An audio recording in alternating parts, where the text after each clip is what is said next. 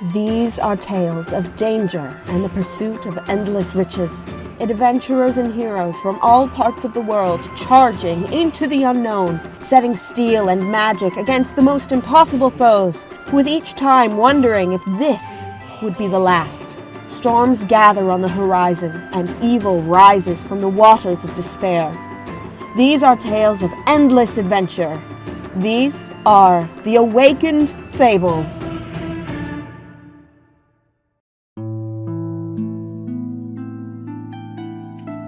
After successfully tracking down the missing guards of the Ciruimon army, the party took some time to rest in the village of Condamner, along with the other members of the army.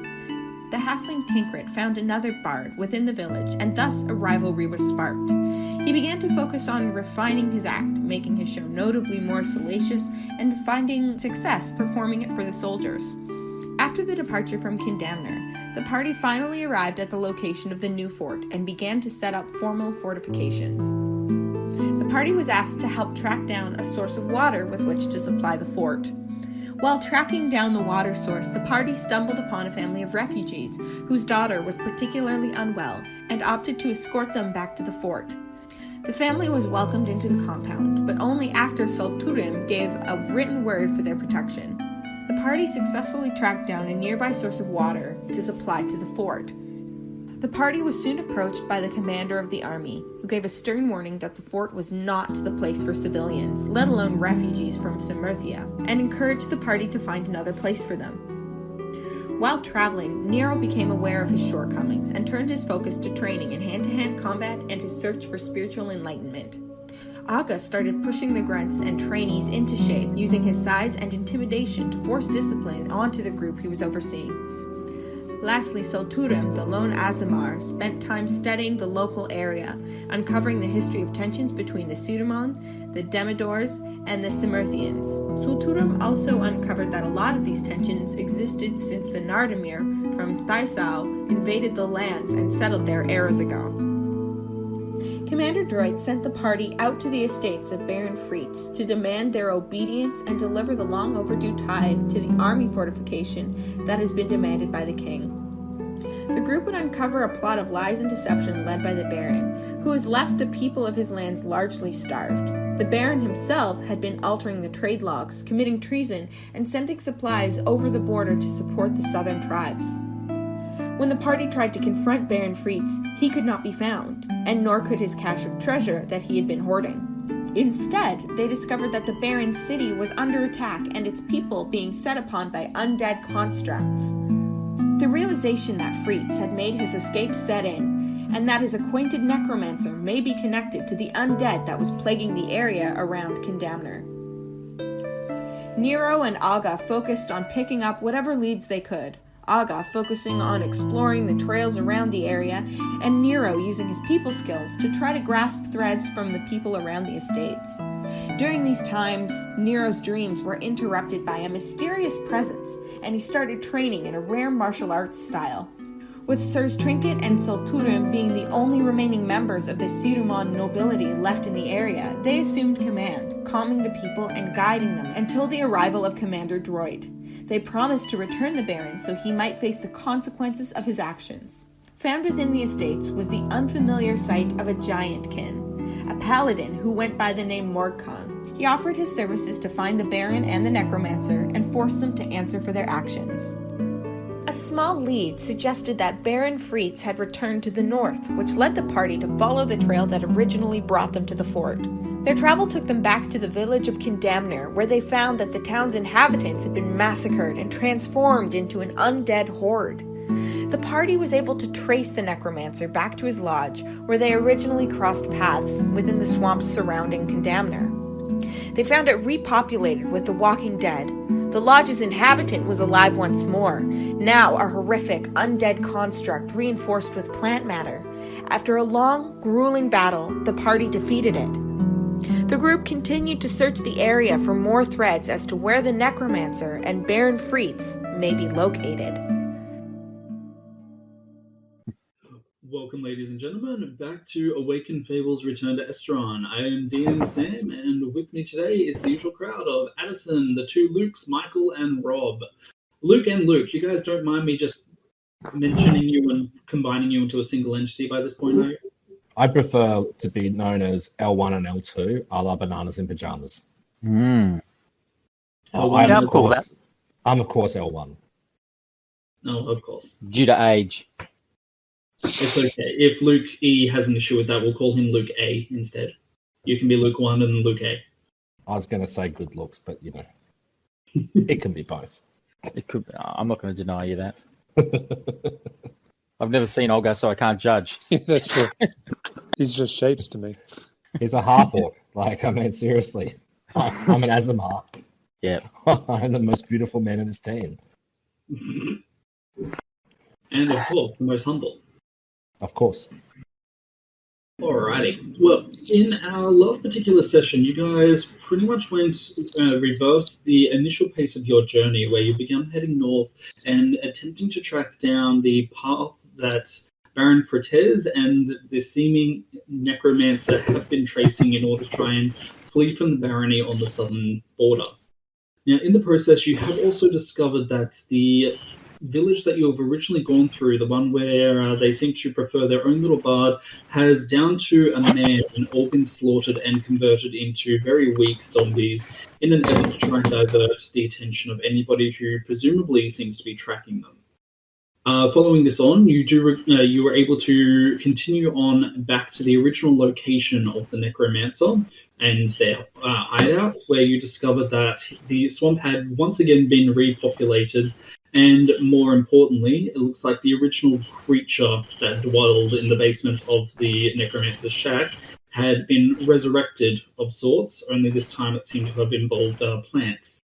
Now, you were able to take out this particular creature without too much problem by, one, poisoning its roots and then pretty much dropping flaming roof on top of it, which seemed to take care of the problem nicely. Now, in that time, the group of you have been taking the last 2 days to try and recover and presumably try and track down more signs of the necromancer. Now, Addison, with Morkan, what has been going on with your character in the last 2 days? Sorry, what was that? What's been happening with Morkan in the past 2 days? So Morkan's been basically studying most of the zombies that we've basically been encountering, learning what's their physical makeup and what their weaknesses are. Basically just learning about why they're covered in plants and how that helps them or makes them worse, I guess. Easy enough. Luke E with Ogre. What's Ogre been up to? Olga's just been out in the wilderness studying nature and survival. Did he find anything of interest?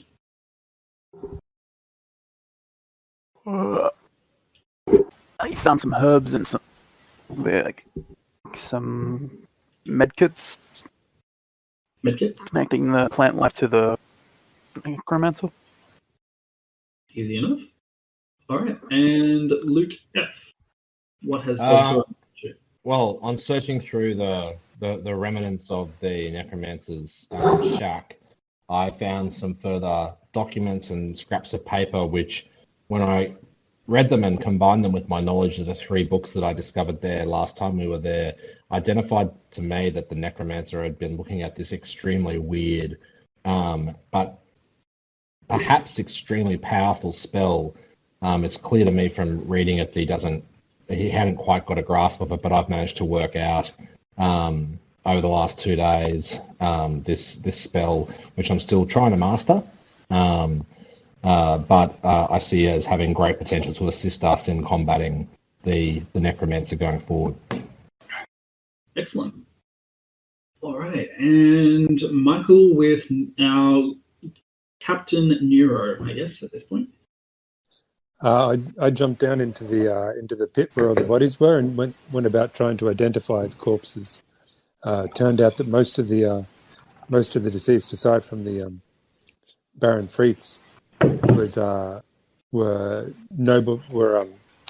soldiery or the poor, which is a pretty gutting discovery. Isn't it makes me hate this. Peasants is the word you're looking for, isn't it? It makes me hate him even more. And was there anything of interest aside from that you found, or it was just that it seemed to be that the necromancer wasn't really discriminating any further? The question's making me nervous. I thought it was that. Yes. I mean, you can just say you didn't find anything else, but there was nothing that really helped us track down where he was going at the very least. all right. And on to our final member of Tinkret, the noble halfling.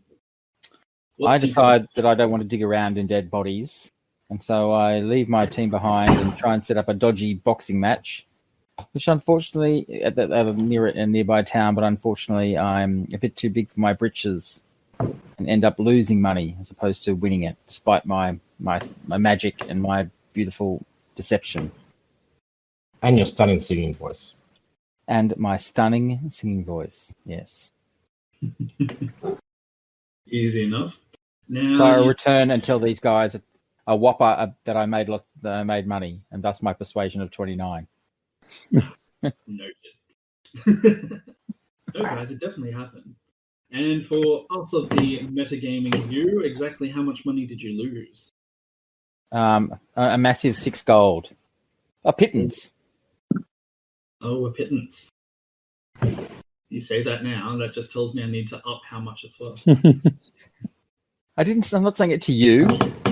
You say that. All right.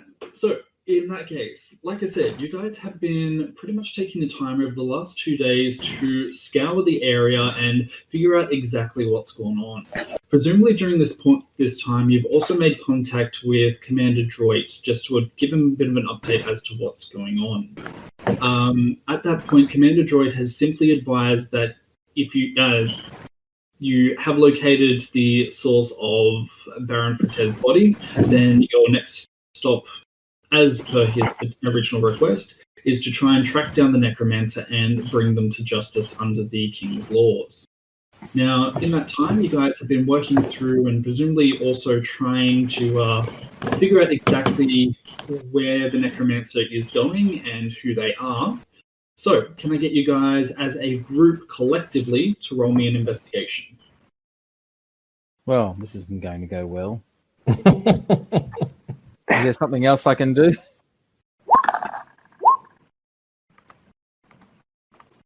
it work?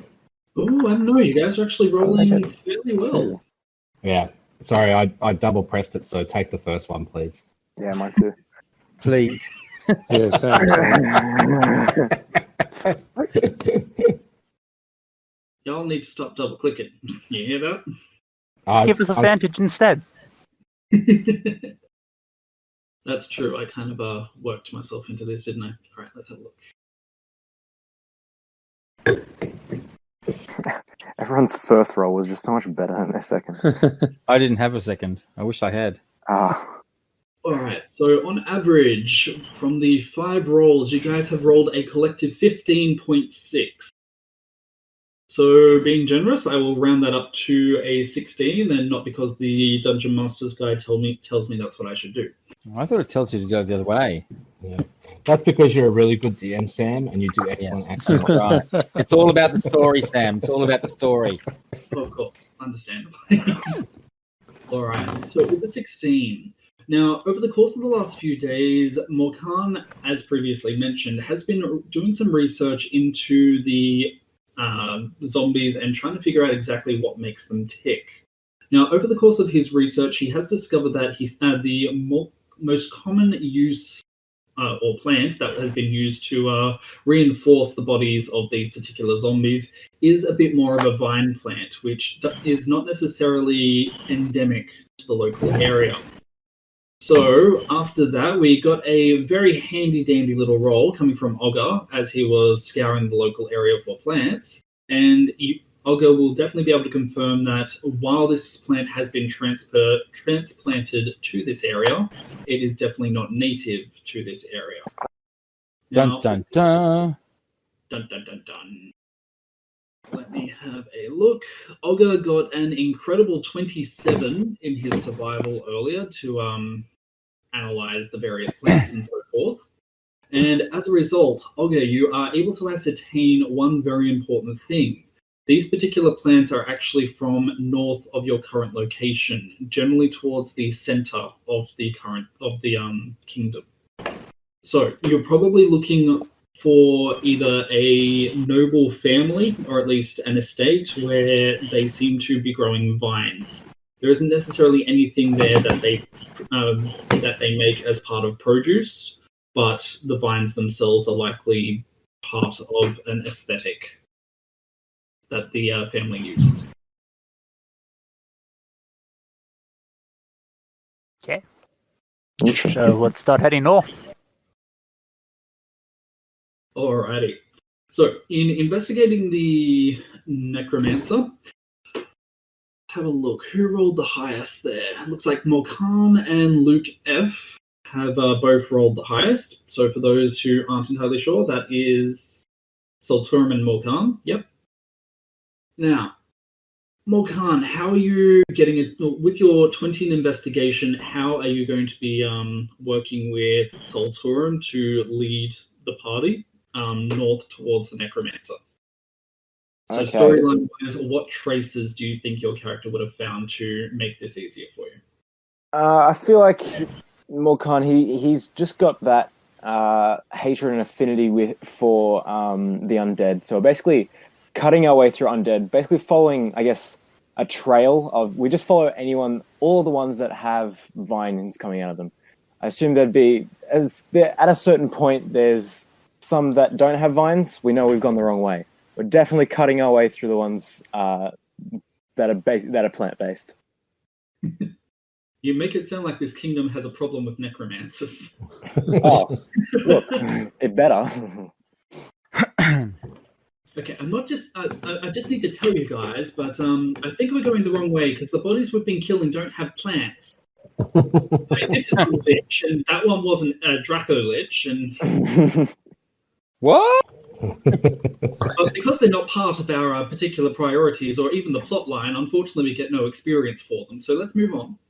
Can I, Sam, in respect of the assistance that I give, being a noble, and given that I've listened to Morkan's assessment of what he's found, I have this vague feeling that I might know of a particular noble house that grows these types of vines for aesthetic, but also the use in other manufacturing fibers and stuff like that. If I roll, can I roll a history check on that? Sure, hit me up with the history.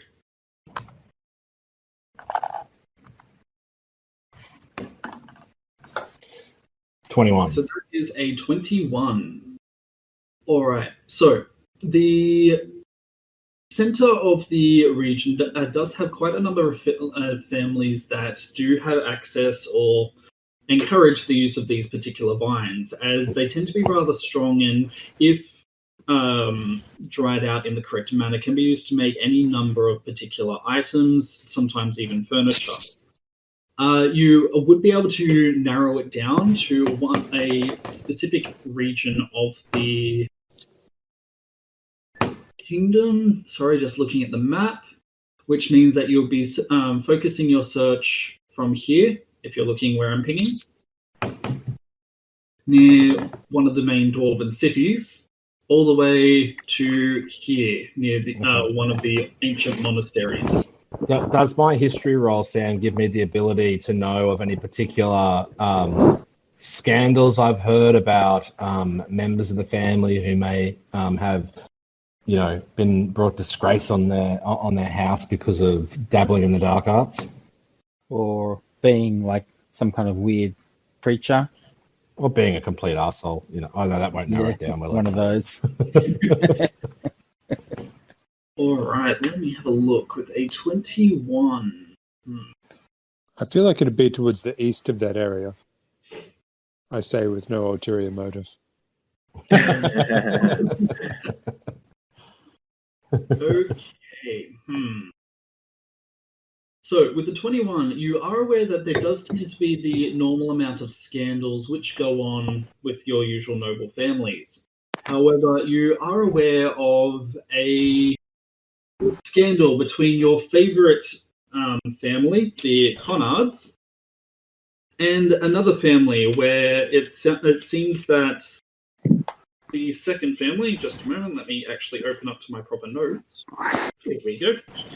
Called the Morlevat, House Morlevat, where it seems that one of their children was actually kicked out of the main Mages Academy of the capital city for engaging in dangerous spell work.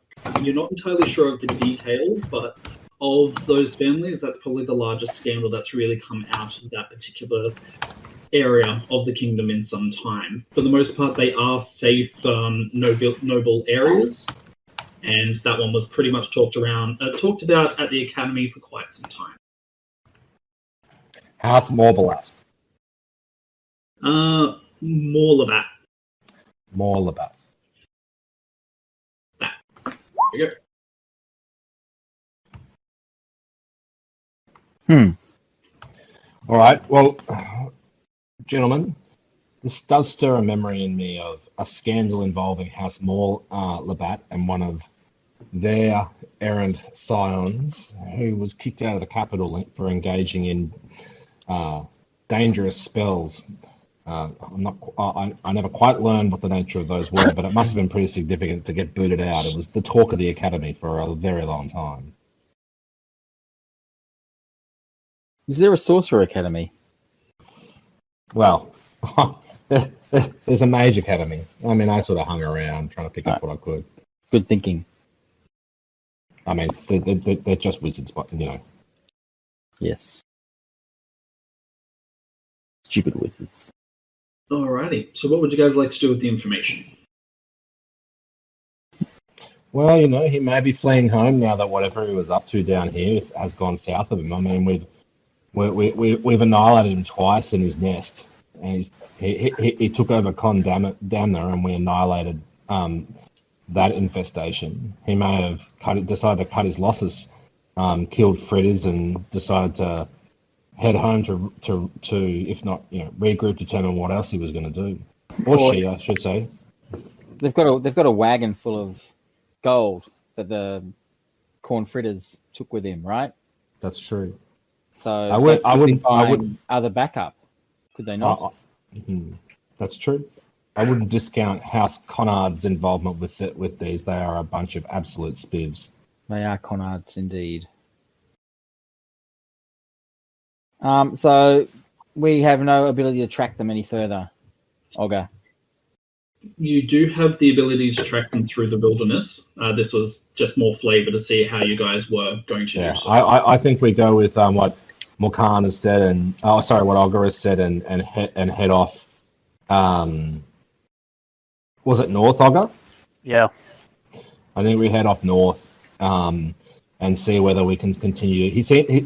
Whoever this is seems to like leaving the undead in his path, so that is probably a pretty good way of tracking him. I do trust the Ogster's abilities in the wild. You want me to roll another survival, or? Yes.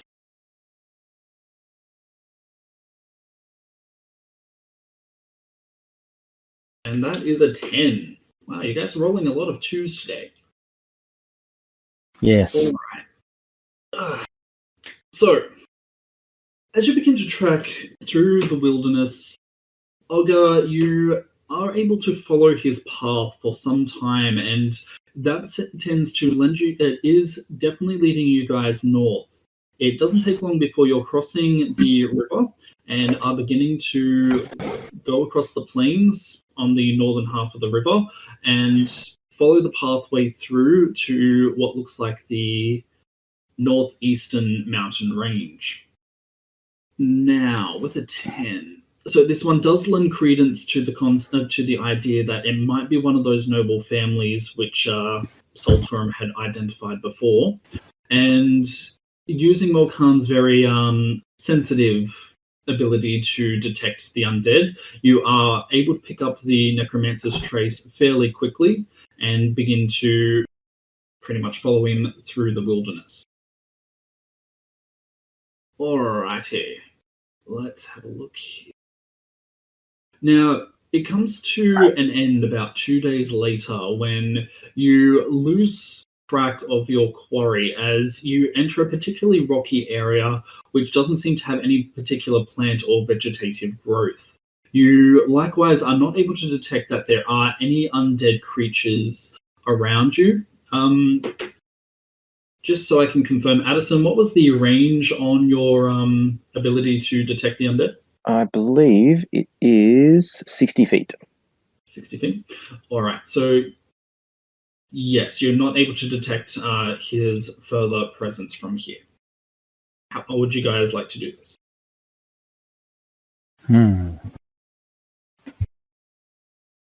That's a good question. Do we think that he came here on purpose and changed direction, or do we think he's fleeing? Can we sense motive or something along those lines? Yep, so insight. Who's good at insight? Nero? Yeah, I'm not bad.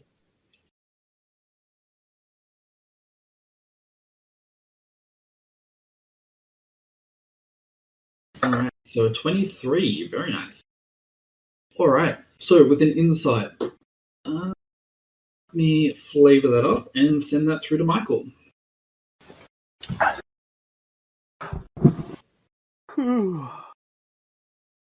So Morgan, does the middle name come from, like, is that your mother's maiden name and then?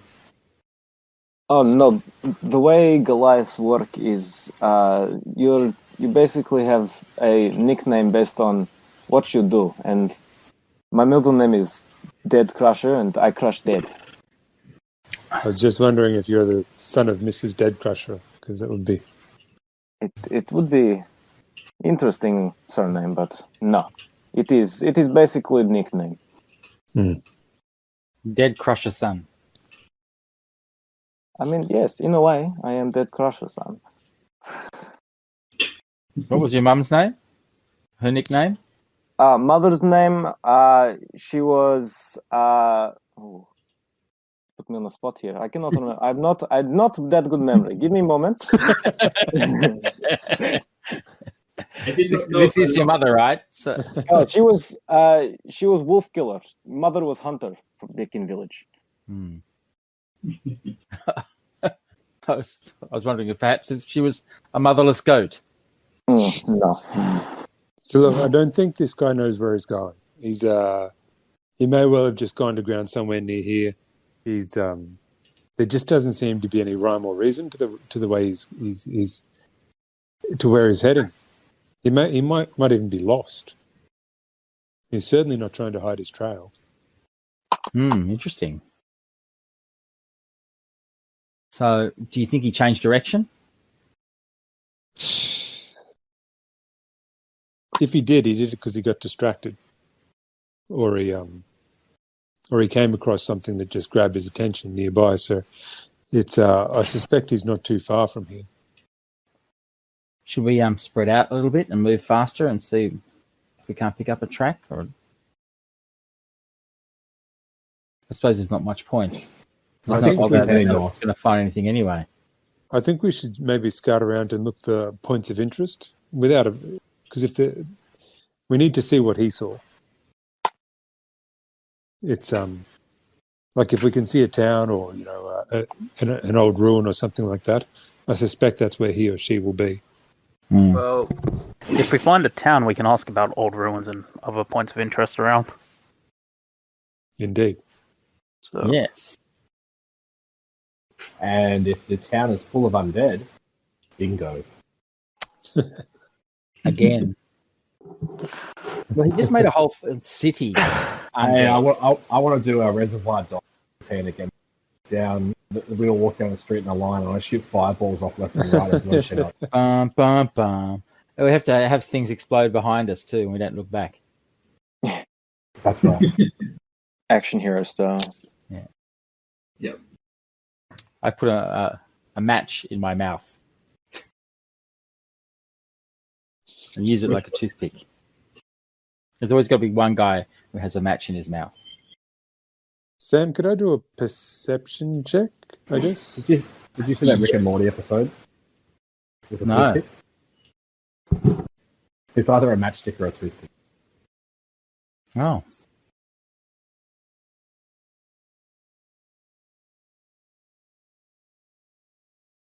Roll on that perception. Oh.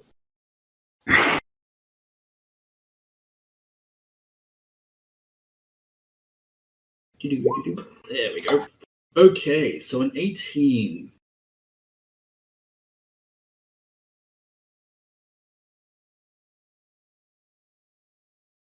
Give me a second, and I will provide more flavor.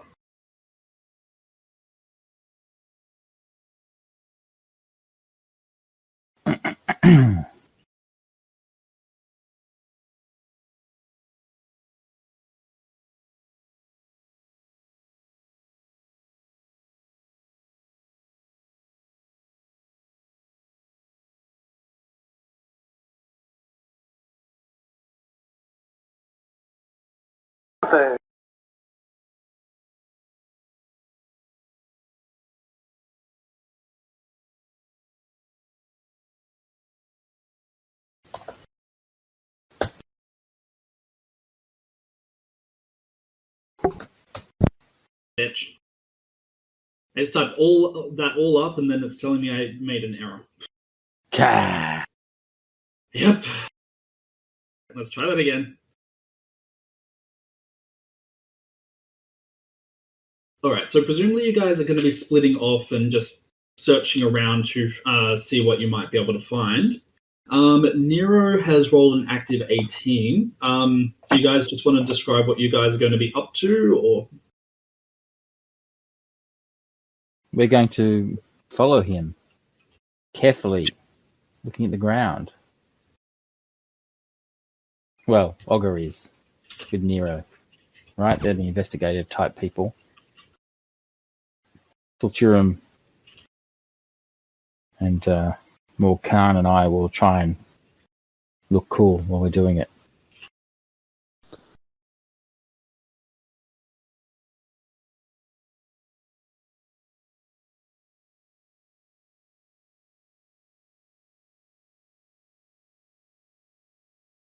Alright, there we go. So now that's all typed up, and we've had to deal with the awkward silence for, 2 minutes? No, I'm definitely looking around, but I can't say whether I'll be in my shoes.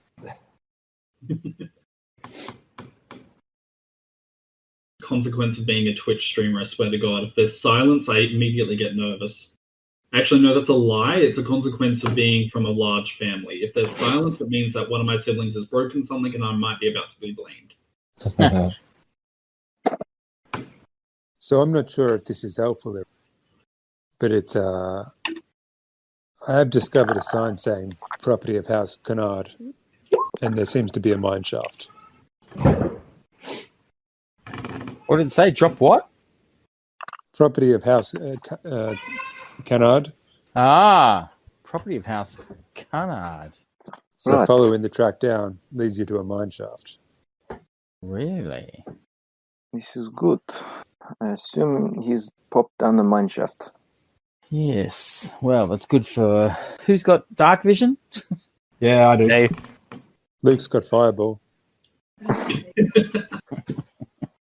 Yes. Confined spaces are really great for that. I really need to find my bagpipes. I reckon I can survive a fireball. Probably just the one though. I'm sorry, Sam. I've just rolled a history check because I want to know whether I'm thinking about the area we're in and whether I know any of the history of the area. Yep, that's all good. I rolled a 21, so that may be likely.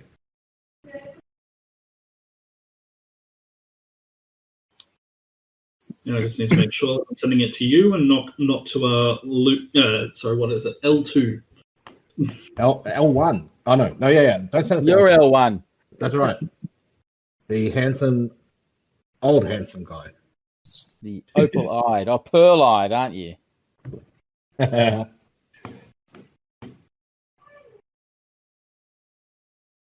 We can't hear Sam typing tonight. That's a change. Yeah, because then we know he's doing something, and we can hear it. Yeah, Wait. not fair, Sam. Not fair. Okay, so you can hear my voice, but you can't hear me typing. No. Yes. That means you got a pretty good microphone then, I think. Well, now I'm just really confused because technically I have my microphone closer to my keyboard. You guys can still hear me talk, but you can't hear me hit the keyboard. Like That I've sounds been that sounds endeavoring like to software. for like over a year now, and apparently I've stumbled across it accidentally. That's That odd. sounds, yeah, that's good though. Oh yeah, it's amazing. I just wish I would be able to do it on purpose.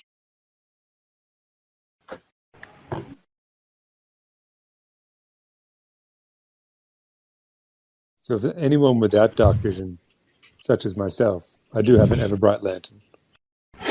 That would be useful. I have a torch. Or multiple torches and oil. Doesn't Soturan just have the light cantrip? Yeah. Yeah. Thought Solturum glowed anyway. Sorry. Doesn't Solturum just glow anyway? He's got light. Yeah, Only when sorry. he's embarrassed. Yeah. I mean, like that's just the really good shampoo I have though. So No, that's fair enough. It contains all natural photons. 2 washes and your hair glimmers. yeah. It won't happen overnight. I have the Eberron, the Maybelline of Eberron. So Maybe it's natural. Maybe it's Solturum. why can't it be both? ¿Por qué no los dos? Why did the Avon lady smile? Why? Because Max Factor. That's like a dad joke, but not. Like there's the same cadence and effect. More funny. Don't worry, man. Dad jokes, they rule. They're all I have. I also have Daylight as well as a Celestial Legacy. Ah, got it. Luke, you have a private message with the flavor. Okay, guys, I know a little bit about this area, and what I do know is that no particular house considers this to be their domain. It's considered to be a bit of a no man's land. The territory is generally maintained by the Crown around the King's Highway, but there's not much else that goes on. There's no house that takes responsibility for what's going on around here. Right. Then why does it say that this is their specific land? Well, that is Because they're House- two-fisted thieves. that's Cunard summed up in a sentence.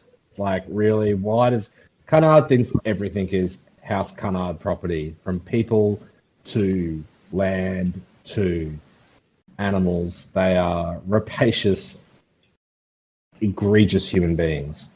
Or is it a trap? Do they know that we're on their backs and we're chasing them? So they think, oh, we'll pop down here, fake it is someone's land. They say, oh, it is land. We follow them, and we die. You know? They're making a Wile E. Coyote sign. Yeah, exactly. Bridge this way. Yes, and there's no bridge. They are cunning, but I can't imagine they would go to the cost and expense of creating an entire mine just to screw us up. That would require money, which they would be loath to expend on such Yes. unless we're unaware of what they're up to. I don't think it's likely. I agree. I'm an expert in deception, and you would not bother. It's too big a plan. Okay, I guess maybe Morkan just overthink. Sorry, say that again, Addison. You kind of. Maybe he's just overthinking. I'm just overthinking. But It has to be a suffice to first say, time. so I think it's a bit of a Wild West area. Okay, outside of the King's Highway, we can't. It's pretty wild. I think there's wisdom in what Morkan says. If he knows that we're on his trail, this is a death pit. Let's go. I mean, it's our only way forward. So otherwise, we have to stand still. Might as well go to Death Pit and die than be wandering around forever doing nothing. It's just unusual, my friends, that House Conard would be advertising the ownership of something in what all right-thinking men know is not an area which is the providence of any of the particular houses. This is at best the king's land, but the reality is that it's no man's land.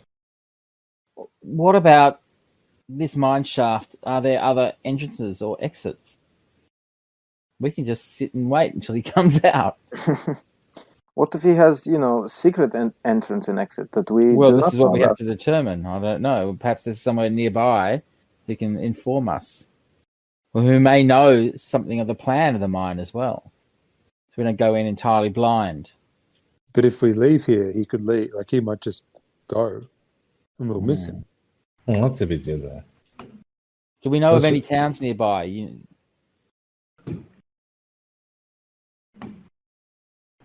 Is that a question to me, or? Well, no. More the group first. There's a few history checks and stuff that went around, so I'm wondering if that came with it. That is fair enough. In that case, let's have a look. With the history of 21, Luke, you are not aware of any nearby cities. The last one would have probably been Condemna, which would have been, again, 3 days journey from here. All right. Whereabouts on the map are we, sorry? Sec, you guys are probably closer to here now. Okay, cool. Well, Condemna is a pile of ash, so let's with caution start exploring the mine. Sam, can I see if there's signs of recent entry? Yes, you may. Is that perception? Perception, insight. Actually, no, I'll put that as investigation. Investigation, cool. Whoa. Another 2. Is that another 2 again? It's 2 night. All right. What the deuce? All right.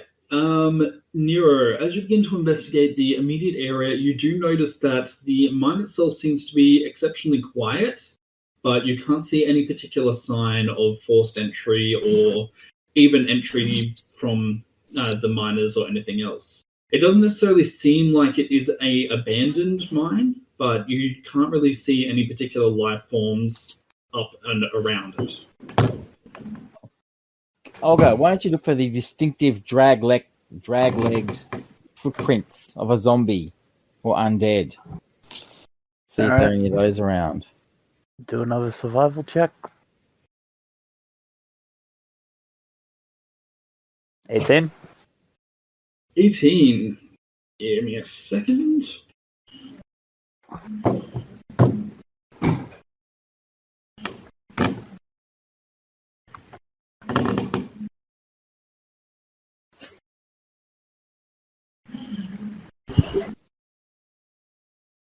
And Morgan, you're within 60 foot of, not within 60 foot of a undead, otherwise you would have felt it by now, right? Yes, correct. So maybe once we enter the mine, walk a little bit, maybe I might sense something else. But at the moment, I sense nothing. All right. Luke, I have just sent you a message. L2. Yes, L2. I have sent the message. There's tracks here, but they're about 5 days old and they don't really look undead. How far ahead was he?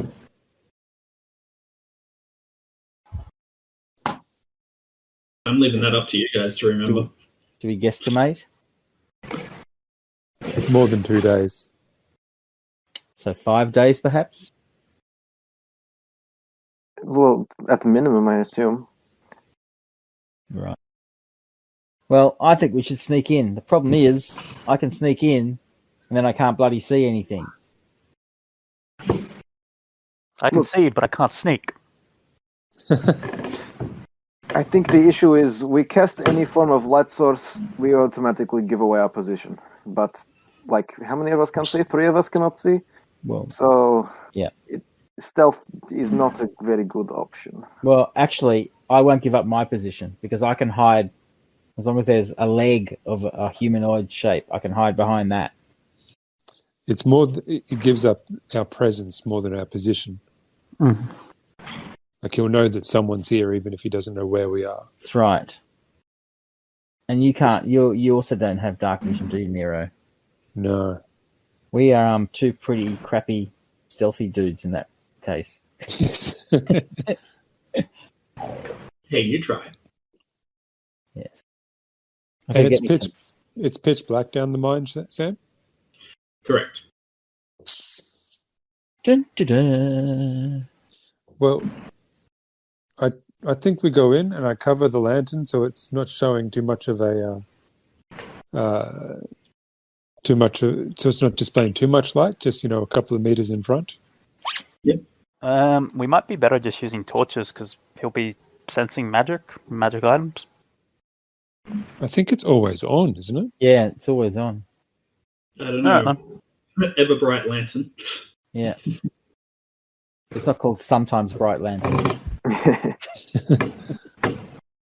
The mildly bright lantern. The inconsistent but kind of reliable lantern. I'm going to stealth. Yes, so am I. Hit me up again. Who are the people who can see in the dark? Me. Me. I think it's just the L's, L1 and 2. So, L1. I thought you said elves. It's just the L's. We have none. Luke F. How far is Sultan's vision? Dark vision wise, it just says basic rules. So 60 feet. All right. And for Olga? Same. 60. Okay. Enough. And how far does the glow from the ever bright lantern? 120-foot cone or 60-foot? We could stay 30 foot behind them so they would see anything before we did. That's a good idea. Sorry, I missed something there. Have we actually seen some zombies, have we? No. I'm suggesting in our order is that the 2 people who can see in the dark go forward, i.e. you and Olga, and 30 foot behind you we go with our 60-foot cone or 60-foot diameter from the lantern. Yeah. That means that there's 30-foot difference. The only problem with that is I have a passive, like my perception is pretty good, even passively. And if there's traps... Well, walk with me. I'll make sure you don't trip over shit. But then that's the problem of trying to keep the distance. I think we just have to suck it up. It's been 5 days since he's been here anyway, so if he's either gone out of the mine or he's still hiding in the mine. So I don't think stealth, if he's gone, will be any use. Yes. I put a cloth over the lantern so that it's not that to try and dim its, so it casts a smaller radius of light. Yes. Yep.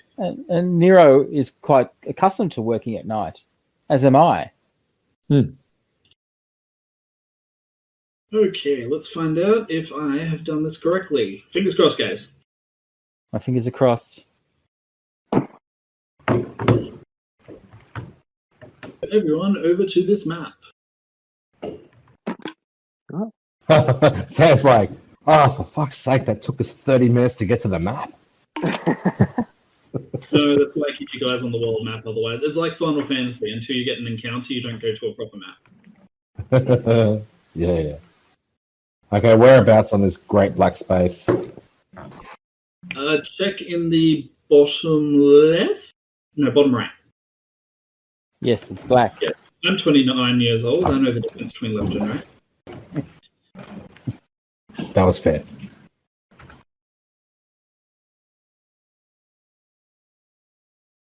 Okay, so Luke F, are you able to see anything on the map? Nothing. Oh, hold a second. Let me find. But where is it? Bottom left or top left? Oh, Bottom right, he said. bottom right. That's Bottom right. Give me a sec. I will ping you guys as to where you are. I don't think any of us can see anything Oh yeah, we can't Yeah. see anything, unless it's all black. No, it's not. which it shouldn't be Didn't I because see the black? dark vision. Okay. Are we dead? Go Again. into the mine and die. My Lord Trinket, while we're waiting, Yes. I would like to commission you to compose a ditty about House Cunard. I saw what you did at Baron Freddy's Keep, which was amazingly effective, but I know you did that on the spot very quickly. I'd like you to spend some time developing a song which will be sung in all taverns across this great land. A really catchy jig about the house and their foibles. I have to say that you needn't commission me. I can't believe I haven't thought of it before. They annoy me and my house as much as they annoy you and your house. I just think it's something we can drop at every tavern we stay in. I think it's a sterling idea, old bean. Excellent. Okay, Sam, have we worked out where we are yet? That was me trying to roleplay amongst ourselves, a la my meme that you took some offense at. Me? No, Sam. There's Ah, a great Brooklyn Nine-Nine meme posted about, DMs and roleplay amongst yourselves. oh, yes, Which yes. Which I can see something. What can you see? A kind of corridor type arrangement. Okay, so you can see. All right. So Yeah, I apparently, got that too. Apparently, no, I've got it. Okay. Bottom right? Middle right. No, it's Got it's it. kind of like lower right, about a third of the way up. Got it. There. Yes.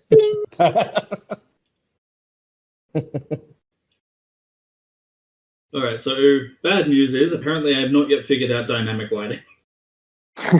Well, no, that's actually probably correct, given that if it's complete dark, that's how our dark vision would look. Oh, sure, but at the very least, Solturum should be able to see at least directly in front of you guys without me having to Yeah, I can see. So, guys, the stairs go down to down to a hallway which runs along and takes a sort of, I don't know, what is it, a turn of about it's not 45 degrees. What is it? I'm struggling with grade 6 math at the moment. And turns. And so, Sam, can I walk down to that turn? yes, you may. Just so I can see a little bit further past where the corridor is, and to make it realistic, so I know how far, what's around the corner. I go with him looking for traps. Oh yeah. Thank God Nero's on the ball on this one. My vision. No. Everybody, be careful. I detect lots of undead. Like strong undead. So keep an eye out. Okay. All right. I am priming my spells. All right, can you guys see that? Yep. Okay, cool. I don't care anymore. I don't care what you say.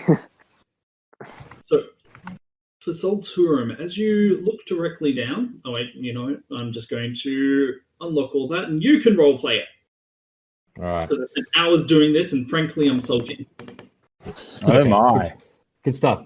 Okay, so guys, I look, the corridor goes down a very steep set of stairs. I can see a room at the end of it, like an antechamber, and I can definitely see some stairs going past that. So I can't see anything else there. Moghan, do you want to come down and see whether you can sense anything imminently close? Yes, I'll head up towards you. Okay, so if I say I'm here, Sam? Where? Yep. You can move your character, remember. Where's my The only character? one is Luke. Well, maybe if we could see him. Yeah. Yeah, our characters aren't on the board. Come on, DM. You can't have a sulk now when you haven't even got our characters on the board. He's having a sulk. Come on, Sam. We're here to support you. Antagonize him, he'll kill us all. We're here to support you, I was just saying. You clutch at your chest. Well, It feels tight. Your left arm's a little bit numb. And suddenly a beholder appears on the screen. That's fine. Like I said, you guys are definitely on the board. Like Nero, where am I? Like Nero is here. Oh, hang on. Where am I? I've found mine, but it's not visible. I think are there layers on Roll20? Because could they be underneath? There are layers. Yeah, there are. I layers. can't find mine at all. Sam, would you be so kind to move mine to where I'm indicating? Yeah. Sorry, say again. No, yeah. Oh, hang on. You can click on things. I clicked on something. And he's gone blue. So I imagine that's me. Can you see me moving, Sam? I can see you moving. Yes. So something. So Maybe because we're in the dark, Sam. Because if you click and drag on the screen, you'll be able to select your character but not see them. They'll just come up as like a blue box. Yeah. That's what I've got. Oh, yeah, I can see myself. Okay. I've moved down here. Okay. You don't know. Yourself. I will hit. Oh, no, I'm here. Oh, I don't know where you are. And for those of you at home with a black and white television, the blue is between the pink and the yellow. Where the flashing's happening, that's where I'm standing. Okay, give me a sec. I might be able to fix this up. And I'm there. Oh, you're ahead of me. Just a foot or two. Rob, can you see Tinkrit? No. Rob can see a blue square. A blue square. Yeah, if I've got my cursor on myself, I can see a blue square with the options for the different types of flashes you can do. I might just try I'm looking at settings. Yeah, can I set? Yeah, my red square, you know that 5-foot aura? That's not there, Sam. Okay. And what are the red, green, and blue buttons at the top? What do they do? Oh, that's just you can fill that in with anything you want. I put my health in the middle one. That way you can just go minus whatever. Definitely have it active. Because, like, can this particular character see? Yes. Yeah. Red? No. I gotta say though, it looks like a good dungeon though, doesn't it? It does. Is this the pro stuff, Sam? Yeah, this is me attempting to use the pro stuff. Well, thoroughly endorse the attempt. Excellent. So far, so good. Okay, let's see. I'm going to go and get a beer, and by the time I get back, I'm sure it'll all be sorted. Oh, the map disappeared.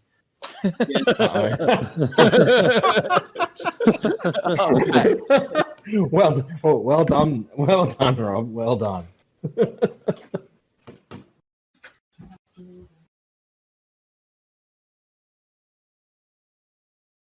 Okay, can you guys see anything that I'm uncovering now? Yeah, I can see. Yep, I can. You just uncovered some more. Yep. Yeah, I can see the corridors and stuff. Okay, well, some of you can see it, some of you can't. Let's find out. I think I know what the problem is, and I don't know how to fix it. So for all the duration of this adventure, y'all get night vision. Great. Fantastic. Bill gypped. Well, if you want, I can cast daylight. Or I could just take the thing off the lantern. No, it's all good. It's just a mechanical side of things on my side. So what's more important is that you guys can see. Well, we can't see ourselves yet, but you know.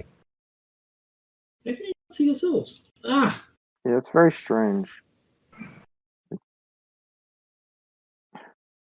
Like we exist on the board, but we just can't see the image. so you guys can access your the blue square which outlines it, but you can't see yourself.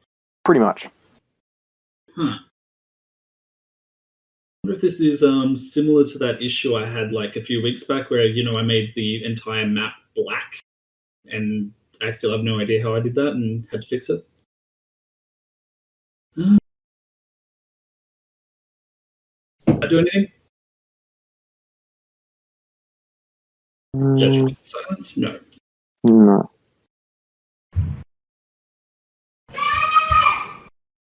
Nope, someone's yelling. Wasn't me.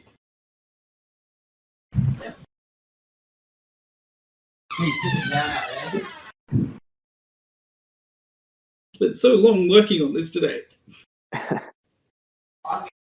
It's okay. It's great. It's not your fault.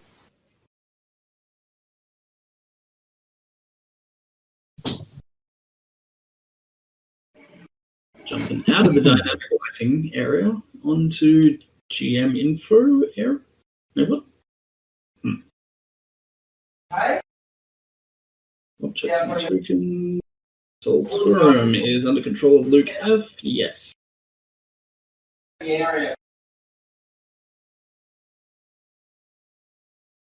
And Addison controls Morcom. Well, let's see if I do this and whether it unveils the whole map for Luke F. Can you see anything now? Luke? I think Luke's been muted. He's speaking to someone. He's back. Okay. How about you, Addison? Can you see anything? I can only see the corridor. Okay, but still not. Sorry, I had kid issues to deal with for a second there. Kid issues. Fair enough.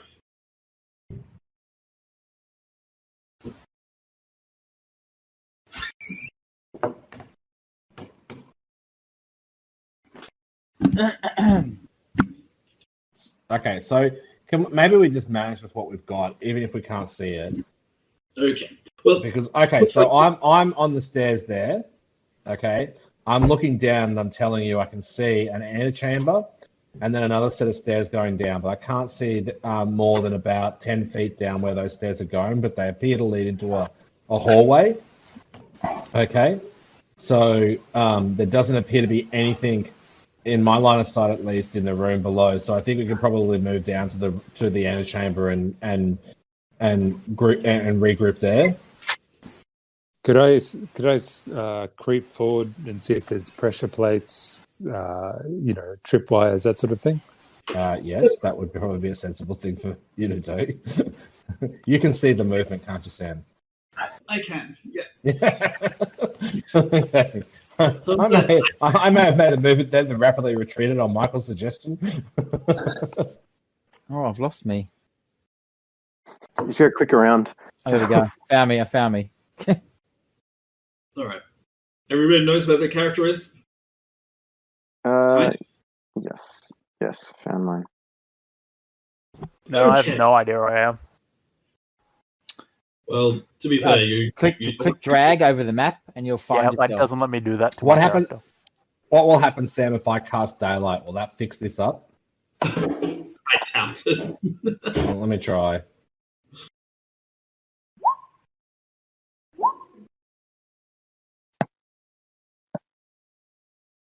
Okay, I've cast daylight on my dagger, and I'm holding it up. I'm just wondering whether that works with whatever algorithm is screwing everything up here. I doubt it. All right, doesn't seem to be working, sadly. All right, so I suspect it's the layering thing that the characters are on layer 1. Yeah.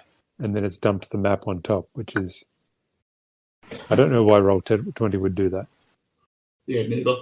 From what I understand, apparently there is a bit of conflict between the layers, depending on certain people's PCs and all that, at least from what I'm reading. Yeah, right. Right, well, let's regroup. Nero, can you do a search for traps on the way to the antechamber? Should I be doing active, or should I be or is passive okay, Sam? Your particular call. Do you think you're Yes, skilled enough to disarm anything you encounter with your passive? With greatest respect, Nero, do fucking active. Well, my passive is 20 and my active is +5. With the greatest respect, Nero, ignore anything I fucking say about the use of your abilities. but I'm just not sure how passives. Yeah, if is a passive 20 as good as not a natural 20, but a modified 20 if I rolled it. I would be rolling it exactly as if you had rolled a 20. So if you do have a passive, +10 to your a passive natural 20, then I'm fine to roll that as a 20. Cool. Well, my passive is 20. Okay. All right. Well, in that case, as you begin heading down the stairs, you can see that there seems to have been signs of either a battle or potentially something a little bit more dangerous within the mines itself, as you can't see necessarily any traps, just the occasional loose stone and architectural issues that the occasional person might stumble upon, especially in incredibly dark situations. You are, however, able to lead your various companions around those and get them down. Ooh, what just happened? Get them down to the bottom of the stairs down here. Now, let's open this up and see if Solturum can then describe what's going on up here. Or is that too much to ask roll 20? I think it just shits itself. All right. Okay, guys. It looks like I'm just going to move down to the bend. Sam, I can't tell whether there's a corridor that goes straight on or whether it turns at a right angle there. That's all, but Okay, thank you. Okay, so I walk up to the end of the corridor where it turns at a right angle. Okay, there's another stairway. It goes down into what looks like the actual main area of excavation for this mine. From what I can see from here, it doesn't look like there is. It looks like it's dug out, or it's either natural. It doesn't look like it's in any way. It doesn't look like masons have had any role in this. Okay, let's just say that. This looks like the guts of the mine or a natural cave. Okay. And my question is, should I now cast Fireball? Just FYI, that's always going to be my question from now on, okay? So just bear that in mind. Just assume it's asked.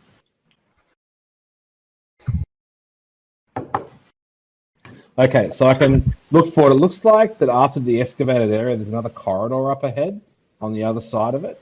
So it looks like this is kind of a natural or excavated part of the mine. And then on the western side of it, there is another corridor. Okay. Check for traps and keep going further in, I guess. Yep. Nero? I will continue relying on that 20. Just hold on a second. It looks like it's covered with fine web. It does look like web. Again. Yeah, look, I can definitely see it. There's fine covering web all over this room, or this chamber that I can see. Well, then, yes, I think it is time you cast Fireball. Hey, Sam, can I not have cast that daylight before, which I cast just to see whether it helped with the actual software? yes, that's fine. Thank you.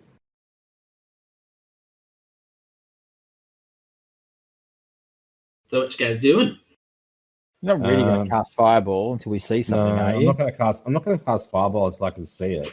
What I might do, Sam, if I may, is my daggers is cast light, the cantrip light, on a pebble from the floor or a stone from the floor and throw it into the room.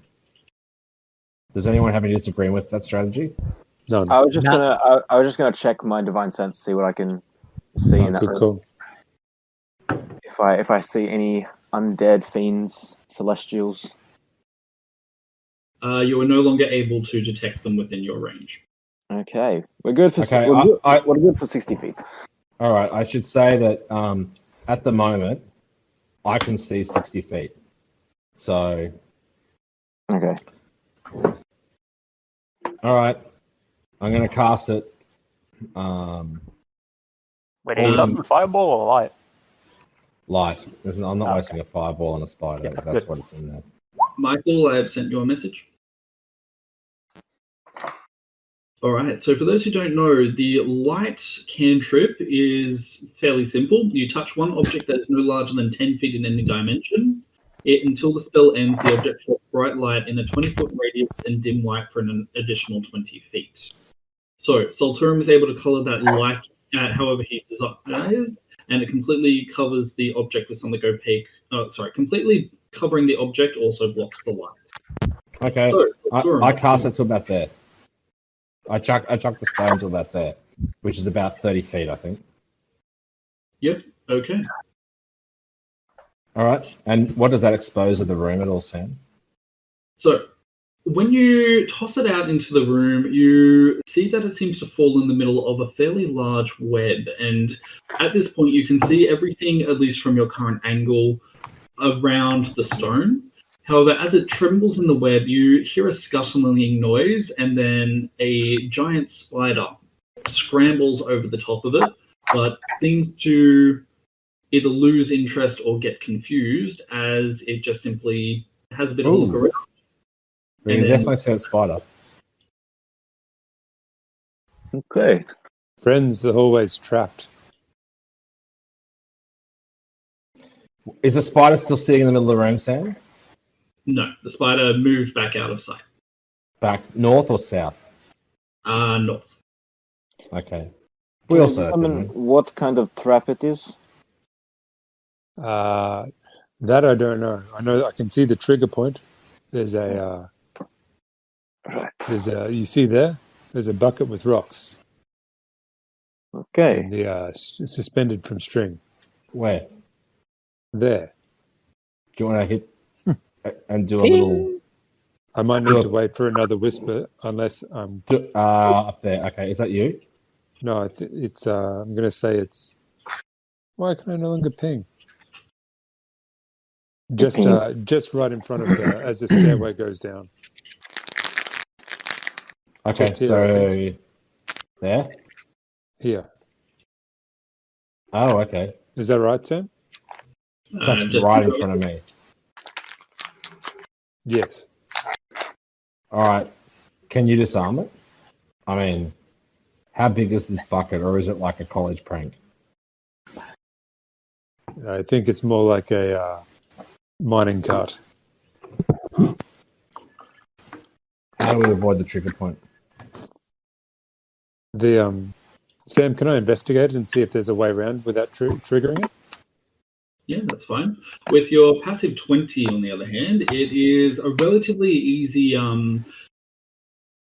manner of disarming this particular trap. You just pretty much lean over and almost idly cut the string, which is keeping everything set up. It is able to very neatly drop into your hand in the two separate components, the string and the rocks, without too much of a problem.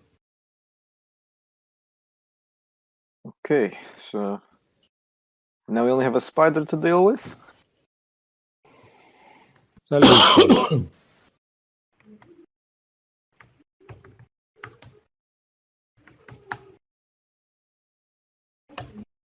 Okay. All right. Well,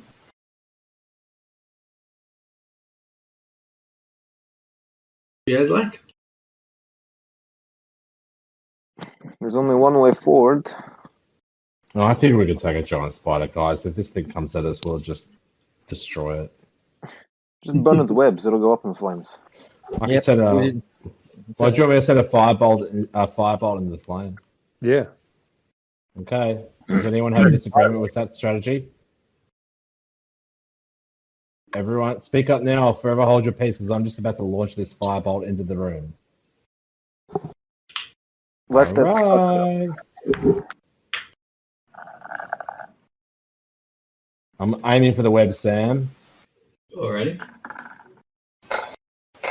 Okay, so that's a 17. That's going to go exactly where you wanted, and apparently inflict. The densest part of the web, Sam, if that's okay. No worries.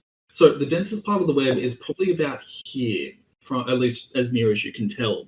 Now, as Solturum shoots his fireball forward and impacts into the densest part of the web, you guys can hear a screeing noise, and immediately that spider from before pretty much comes over and begins to try and trample upon the web. However, it doesn't look like it's particularly effective, as the flames begin to grow larger and larger. You can see it beginning to back up and then scuttling out of sight back north. Likewise, you can see one coming from the south, which makes its own attempt at dousing the flames before it heads in the same direction as the other one. Is there webbing going all the way back the way each one came? Correct. I throw a flask of oil into it towards the northern, sort of on the northern edge of the fire. So it sort of tries to make the fire burn north, if you'll forgive that description. It's all good, I know what you meant. Roll me a ranged attack.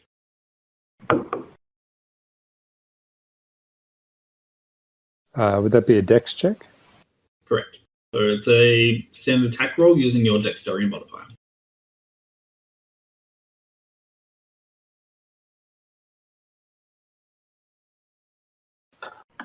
Did that roll in? Yeah, we saw it. So did that one. Sorry. What one? I didn't see that one. What are you talking about? What are you talking about, huh? Pardon? What? Alrighty. So, you have rolled a 16. So, you lean into the room very barely, flinching back at the extreme heat which is now bearing down upon you. And you are able to lean around just enough that you can see that the northern corridor stretches for a good distance, and even up there you can see various spiders currently scrambling to get out and avoid the flames. You analyze the situation very carefully before you pick your moment and almost casually fling the flask of oil directly into the spider's webbing. Once that occurs, you are able to duck back just in time as the flask explodes and oil splashes over the northern passageway. Kaboom.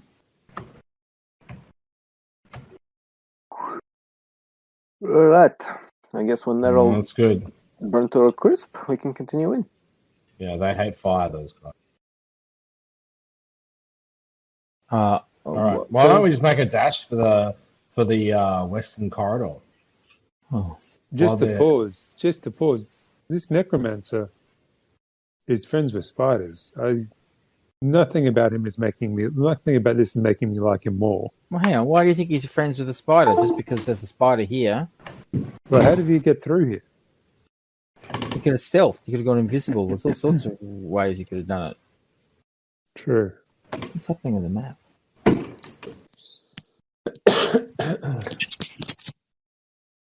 Alright, so you guys bear back for a few moments as the flames continue to consume the corridor.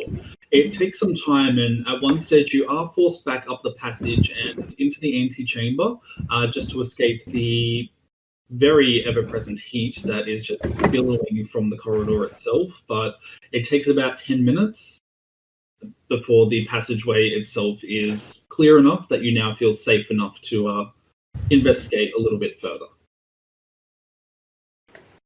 All right. Well, Nero, do you want to go because past daylight on that stone, which is still... Sorry, what? I cast daylight on that stone. It's still in the middle of the room, so anyone without dark vision Daylight? should No, be you able to cast see. light, not daylight. Oh, light. That still goes for an hour, though.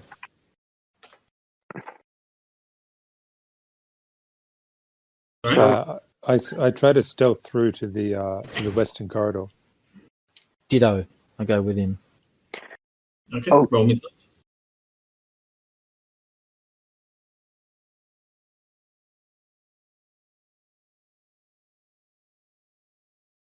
19 for Tinkrit and a 17 for Nero. All right, nice work, guys. So, as you guys make your way through the passageway, you can see that the web has been burnt away to reveal a muddy brown stone, and even as you run past, you can see that a lot of it has now been reduced to just outright dust from the sheer flame that's going up the passageway. Now, you can also see that south of your current direction, up the passageway, it looks like the entire area is almost coated head to toe in webbing. It doesn't look like they... I don't know if you guys can see that now. Yep. Yep, excellent. So it's head to toe in webbing, but you can't see any living spiders among there anymore. Now, Nero and Tinkrit, neither of you guys have the capacity for night vision, is that correct? No, we don't. Excellent. But I know how to throw rocks. That one rock with light, just keep kicking it, kicking the stone ahead of you. That's all right.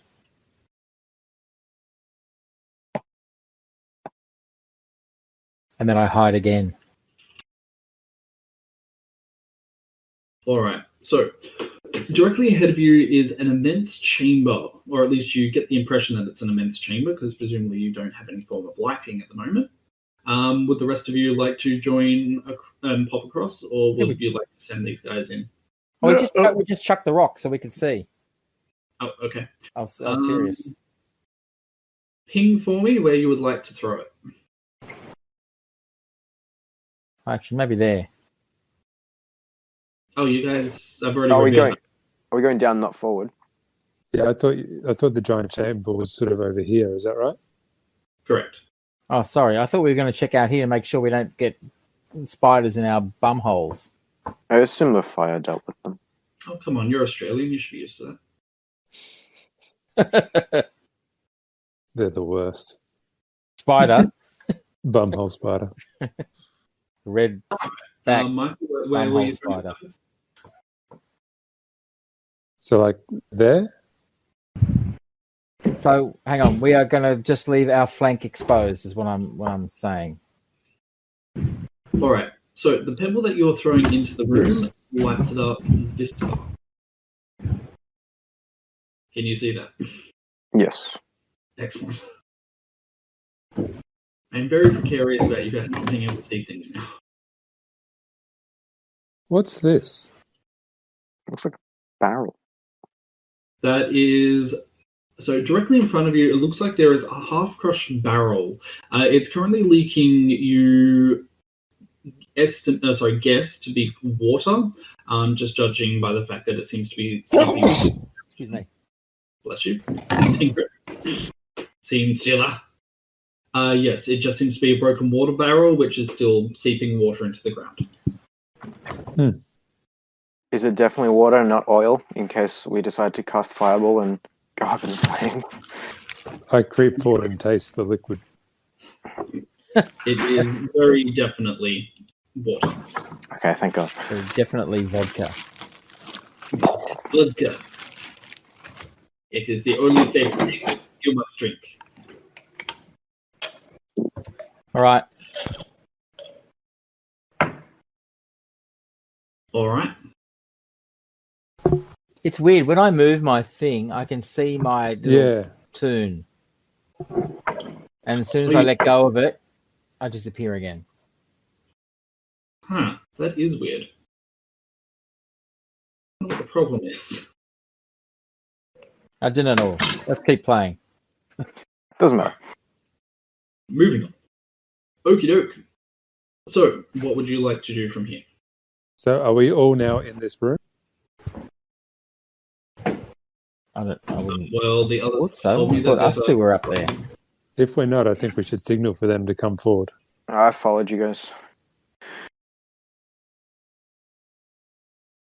All right, so Morgan is definitely in. Yes. I'll follow too. All right, I've gone. Now kick the pebble. Over there. Everybody, there is more undead nearby. Be careful. So, just as Tinkrit kicks the pebble, on the other hand, the truth of your statement becomes very apparent as you can see at least one undead around here. Between that and the other life source, you can also detect something moving roughly here, and just as you call out, you get the impression that it has turned its attention towards you. Let everybody be prepared, because I believe it has noticed us. Are these what sort of size is this? Is this one of those giant constructs, or? No.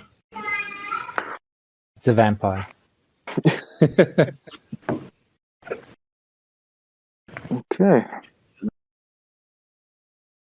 Is there a room between these two rooms? Because I can see like the room that we're in.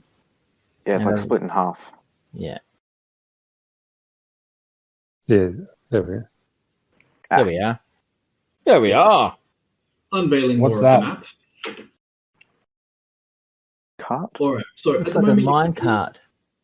currently two undead creatures who have turned their attention towards you and are now ambling towards you. Would you guys like to do any actions? You'll all get one action before we go into initiative. Usual rules, if you kill them before then, no initiative required. I'm going to cast Firebolt. Don't cast Fireball. Do not cast Fireball. It'll cause a cave-in. Oh, no, Firebolt. I'm going to cast a Firebolt at the closest zombie. I still issue my warning. I'm going to Don't shoot cause him a with my cave-in. bow. All right.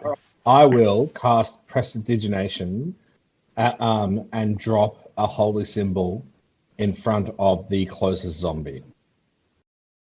All right. Give me that. See what looking up holy does for me. About there. Still the same wacky things as before. Let's go for this one, though.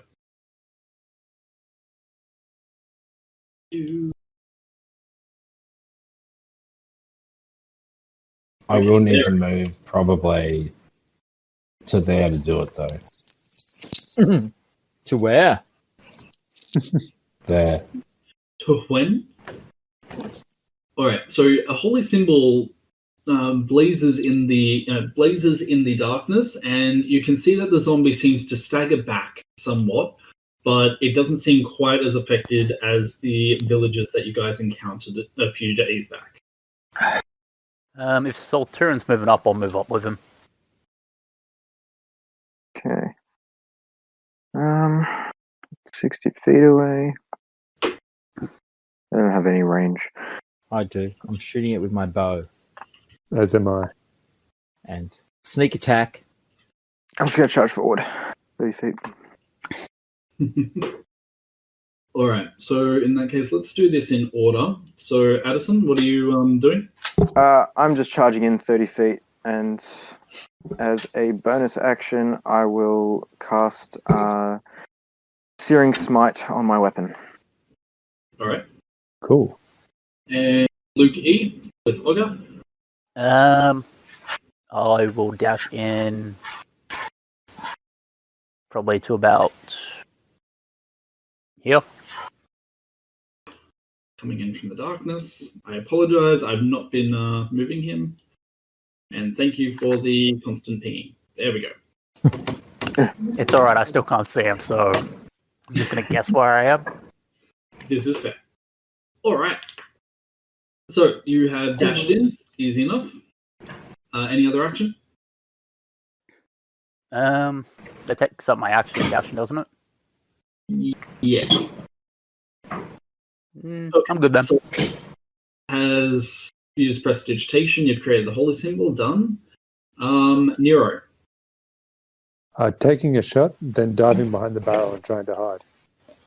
On which target? The closest. So that one? If you say so. Yes. That's Can I see that far? I think it's 55 feet, but it's I can see it well enough to shoot. Or I think I can actually see those things.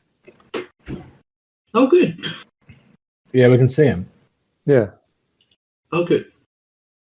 I'm glad. Well, maybe I can just see the shadow. I don't know. They look like kind of like eyeball on a stalk. I guess I can kind of see how you get that impression. All right. we don't get advantage or anything, do we? You No do attack your roll? stealth. It's a sneak attack. Right. Yeah, sorry, you're stealthing and you're sneak attacking. Yep.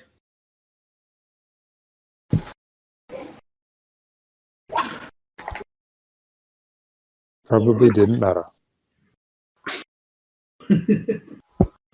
Fortunately, it does help out. As with the second one, your advantage, you managed to actually begin dealing some damage. Now, the particular construct in front of you seems to be another slap mix of both undead components and plant vine. This particular one, you can see that the plant vine seems to be somewhat brown and withered. You assume that these things haven't seen sunlight likely in a few days. I'm going to dive behind the barrel. Noted. Just a sec. Now put these guys on the wrong layer as well. Oh, he wait. disappeared. Whatever you did to him, he disappeared. Oh, and now the other one disappeared. I think this might be to do with actions. actually it's something to do with the layers, like you guys were predicting. For whatever reason, I think it's trying to display the DM's layer, but obviously you guys don't have permission for it, so you can't see it. Yeah, cool. And frustrating. Either that or you guys need to refresh the page, one or the other. I'll try it. I don't think it's going to happen. I've done that 3 times. Yeah, probably not going to help them. Damn. Okay. But I'm hopefully hidden. You should be. Alright. For your total damage, that is a 19. Alright. 19 damage has been inflicted. Done. Okay. And moving on to the last member of Tinkrit. What would Tinkrit like to do? Goodness, I've lost the entire map now. No, it's- I'm shooting. Also, I'm in stealth. Also in stealth.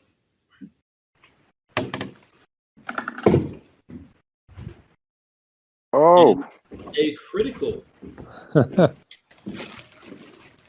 Why is it always you, Rob?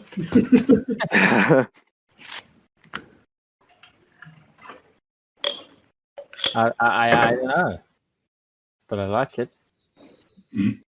All right. Has it given me my sneak attack? It has. And would you like How many to... d6 do you get for your sneak attack?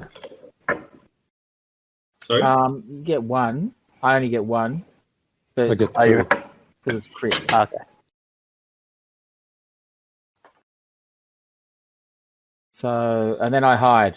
Just let me. I'm trying to find my map again. No, that's all good. Oh, there we are. That's better. Yeah, I've lost the map once I refreshed. I can't see anything again. Have you tried zooming out as far as you can, then just Yep. scrolling around? Yep. Sorry. I would like to say, have you tried turning it off and on again, but that's what got us into this mess. Oh, no, we're good now. Yay! It just, Yeah. So then I hide again. Do you want a stealth roll or what? that would be a second action, but you do have a No, natural. I've got a bonus action now because I am a second level rogue, so I can do bonus disengage, dash, or hide. Oh, medium. All right. In that case, then yes, if you want to do an active hide. And I can hide basically anywhere because I'm a halfling. Oh, why do they sleight of hand? Here you go, stealth. There we go. A 27. So I know I've said it before, but pretty much you disappeared before the eyes of God and man. All right. So in that case, gentlemen, you may now roll into initiative. Yes, my best. Oh my goodness. Initiative, the best stat. Oh, Addison, you got a nat 20 on initiative. Yay! Here, guys. Another nat. That's hilarious. Okay, let's have a look here.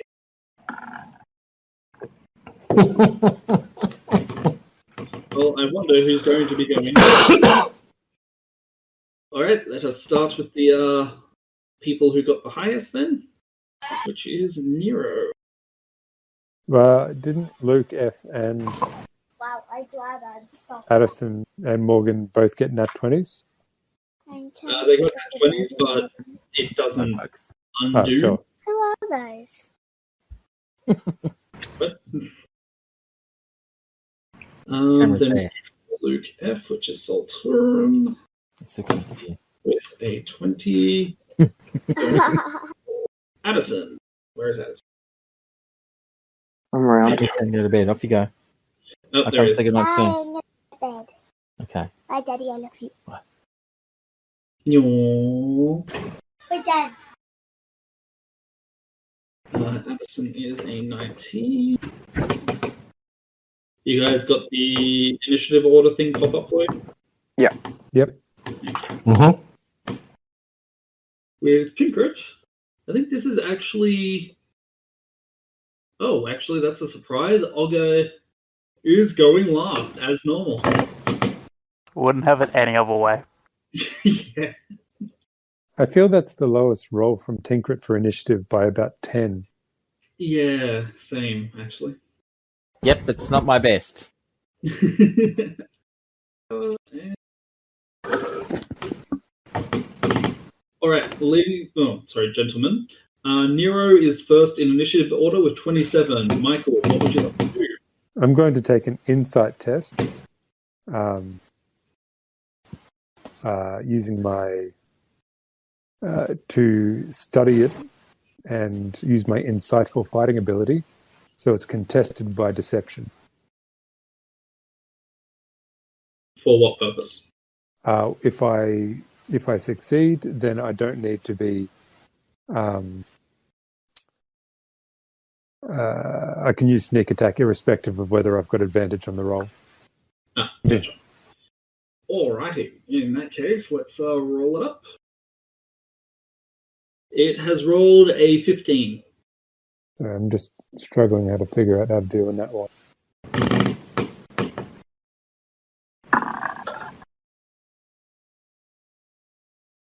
You got a 16. You've beaten it by 1.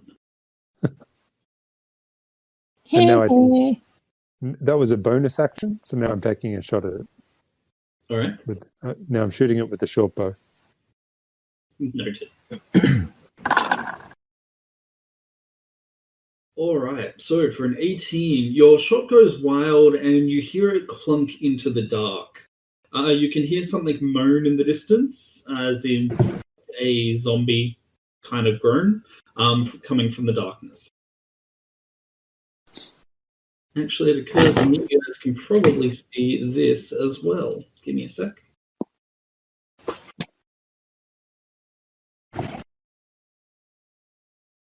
There we go. Aha! Poor man's dynamic lighting. I just remember where you might be able to see. Alright. So, your shot goes wild, unfortunately, and you aren't able to impact into anything. Oh, sorry to be a jerk. Would I have advantage on that if I was doing it from a hidden position? You would. Sorry, everyone. All good. Roll me again. Well, that's better. Just slightly. Alright, so with a 25, that one definitely hits. How do you want to hit this thing? I think just square in the chest, like a solid thunk. Thump. All right, you guys hear the meaty thump noise as it just slams in. You can see some black bile, which seems to be spilling from its torso. Excuse me. Oh god, you got coronavirus. Again? Again? Still? I'm kidding. What? Is that it for your turn, Nero? Mike? That's me done. Yep. Alright. Moving on to Solturum. Okay. I'm just trying to work out. I think I'm about here. Yep. Where? Yes, you are correct. Yep. And where is Ogre? There. I think I'm here. All right. I'm going to cast Haste on Ogre. You're going off early, bro. Sorry. Yeah, maybe. You're going off early. All right. Maybe I'll just firebolt the zombie. But I'm hurt. That's a bad thing, isn't it? Maybe what I should do is I will just Ray of Frost the zombie. Did that work? Yeah. Make him move even slower. No, ignore the firebolt. I don't know what happened there. Ray of Frost it. Alrighty. So, with a Ray of Frost, you are able to penetrate its defenses, dealing 7 damage of cold. So, as you cast your magic spell, the Ray of Frost shoots out and impacts directly into the zombie, catching it on its shoulder. There is a bit of a clunking and then crumbling noise, and probably followed up by the most disgusting tearing sound you've ever heard, as its entire arm just peels off from the rest of it. Ugh. And it moves at half speed. And it moves at half speed. Which is pretty fucking slow for a zombie. Alright. Anything else for Storm? No, that was a cantrip, so that counts as an action, doesn't it? Yeah. Yeah. No, I don't have any bonus actions. No worries then. Alright, moving on to Morgan. Okay, so last round I cast Searing Smite, but I didn't put it in the VTT, so I put that there. And then I'm going to attack with my halberd as the nearest zombie. Mm-hmm. Let's put that through. And that's natural 20. Oh, yeah. Finally, not a natural 20 on initiative. And then the Searing Smite was just rolled just before. Okay. Alright, so let me very quickly roll the Constitution saving throw. There. And it gets a 23. It's a healthy boy. Apparently, yeah. Or a hardy boy, considering he has lost some at least. A hardy boy. Has it met Nancy Drew? So that's going to be 26 damage in total. There we go. So, flavor it up for us, Addison. What happens? All right. I'm filled with rage seeing another undead. I'm absolutely sick of undead. I draw my my halberd. I light it on fire. It's basically classic flaming weapon attack. I run in with the pointy end and I stick it up. I lift it up off its feet and slam it back down to the ground, burning basically whatever's caught in it. All right. So as you stab in and the burning sword goes through it, you can also smell a horrid stench of burnt flesh and oddly burning vegetation as well. Dun dun dun. Vine zombies. This is not a good smell. It smells like rotten flesh and potato. Like an Irish stew. Exactly. Alrighty, let's have a look here. Is that it for your turn? Yes, that's all. Alright. So, Wait, don't you have extra attack? Do I? Actually, I think I do. Does he? Yeah, okay. Oh, Pally's get him at this level? At level 5, they get it. Ah, cool. Oh, level 6. Yes, I do. Then I will attack again with my halberd. Slam him on the ground. Pull my... Oh my god! Is 2 that- attacks in a row. All right. So you definitely want him dead then. Yes, this zombie is not living through this attack. Once I slam on the ground, I basically pick it up and try and decapitate him. This is fair enough. Well, considering you just got 2 nat 20s in a row, I am going to allow this. So, what happens? Aside from this? Okay. So after my first attack, my follow-up attack, I unlodge my halberd from the chest of the zombie. I lift it back up. I say a little oath under my breath, like, "This is for my wife." I say that basically to every undead I kill, but this one I meant it. And I cut its head clean off. It bounces from wall to wall. And was there another zombie in the room? Yes, there is. It hits the other zombie in the chest, just to let them know that I mean business. There is a splat and then a noise. Good. Alright. Okay, so now it's my turn. In that case, let's get rid of that guy. Now, the one which is over here begins to amble towards you, again taking its usual zombie pace, which apparently is 30 feet, so 5, 10, 15, 20. Wait, any chance of attack of opportunity? Nope, I don't, because you're not hidden over there, right? Well, I don't know. Don't know where I am. Well, there you go. There's your answer.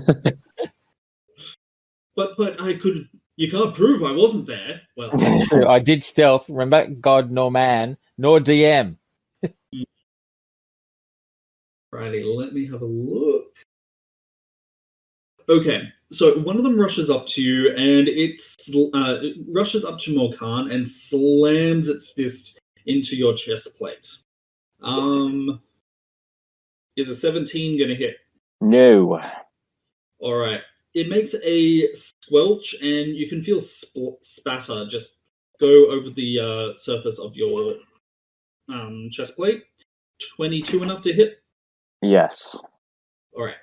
But what happens now is, taking the lesson from the first one, it wraps its arm around you, attempting to grapple around your neck, and it might be successful. Roll me a dexterity saving throw.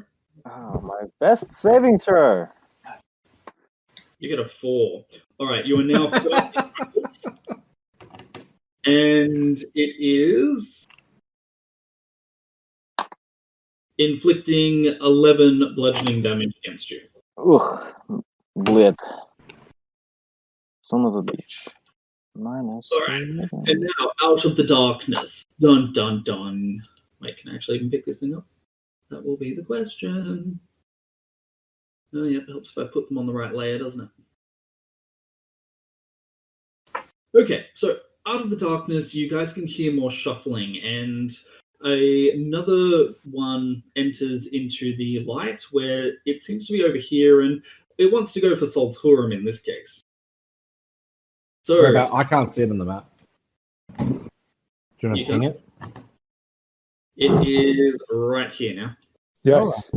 How to get there? Because it went from... Oh, wait, no, I can actually measure that out. That's cool, because it walked straight past me this time. Well, you're still there. I'm here. Yeah, so it's not walked past you, it just entered your melee range. Oh, yeah, but I It's don't get it. So it's not moving out of your melee range. Ah. And Rob's like, you are technically right, and that is the best kind of right. No, it's just right. All right. Salturum, is 15 going to beat your armor class? Yes, it will. Ooh. All right. So It slams into Solturum, having seen the ray of frost impact into one of its brethren, and you are going to take 12 bludgeoning damage. Ouch. It's also going to try and grapple onto you, so hit me with that dexterity saving throw. Also, I have aura protection, so you get a +3 on every save. Good. Just a heads up. Get a natty one, get a natty one, get a natty one. Mm. And how does that move your narrative forward, Sam? Well, Oh, you got to double on that one. +3. Yeah, 14. it's a near thing, but you are barely able to escape, get out of its grasp. So Alright, it's he's fucked. He's totally fucked now. Yeah. Sorry, Michael. I'm using fire from now on. Don't use fireball. I'm not gonna 16 use is fire. hit, so that's another 12 damage on Solturum as this thing. So that's 24 damage I just took. Yes, correct. Yeah. It lifts both of its arms above its head and it just brings them down in a club, directly hitting you on the shoulder. Okay. Yikes. Let me know when you need healing. Soon. Okay. There's one over there, which you guys can see coming directly towards you. And apparently I forgot that one too. Sec. That one. And this one rounds the rock and it enters into melee range with Olga. Alright. Can you ping? Is a 17 going to hit Olga? Nope. Yeah. And let's go for attack number 2. And that's a 15. That's even worse. All right. So the first attack, it makes a massive haymaker swing towards you, which you promptly bounce off of your shield. You throw it off balance enough that as it swings around from its other side, it just goes completely out of range of where you are, and it gets turned around and ends up facing away from you. Do I get advantage?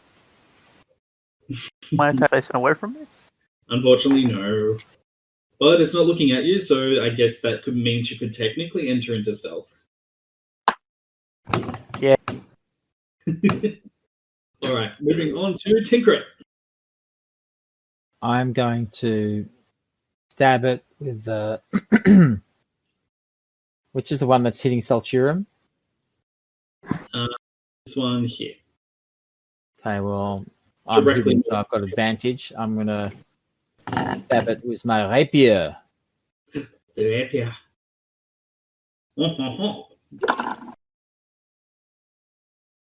And apparently that's another nat 20. What is with you guys right now? I don't know, but I like it. Why is I've got that as a 6 plus a 6. Mm. Yeah, it's just coming up as a 12. Yeah, it says 12, but it hasn't that 20. That was what with mine yet, my other one. Yeah. Odd. I don't know. Okay. Tinkrit, explain to me... Oh, wait, no, it's a nat 20.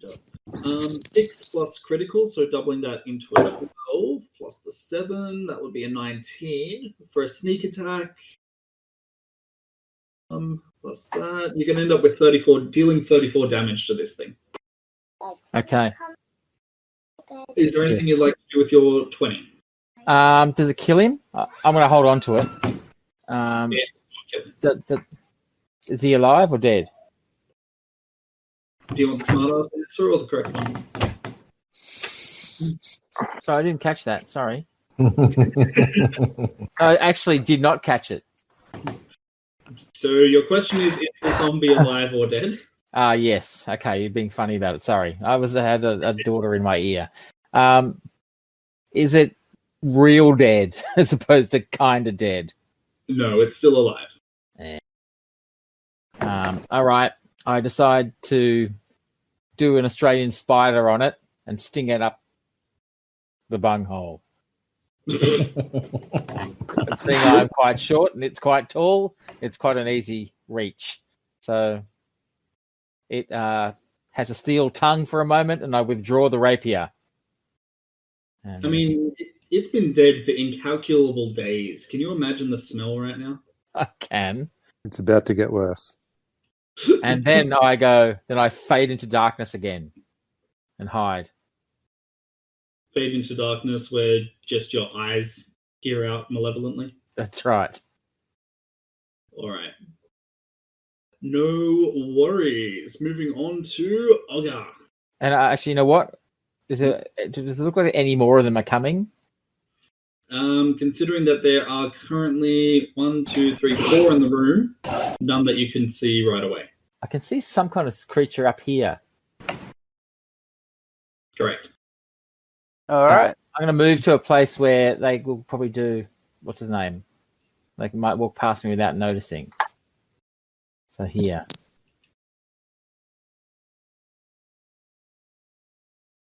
Alrighty. Luke and Ogre? Yep. I'm going to take a swing at the one that took a swing at me. Yep. Let's roll both. And that's another nat 20. Seriously, guys, what the? I think that one was a nat 20. A lot of them are showing up when they're not. Yeah, that one was an actual 20. Yeah, that's why I'm keeping an eye on the chat log, not on the dice rolls. Ah, cool. Because when it shows up as green, that means nat 20. Okay. Okay, so first, both of these are going to hit. Totally, that's going to be doing 15 damage, I guess. And I get my D4s on top of that. Alright.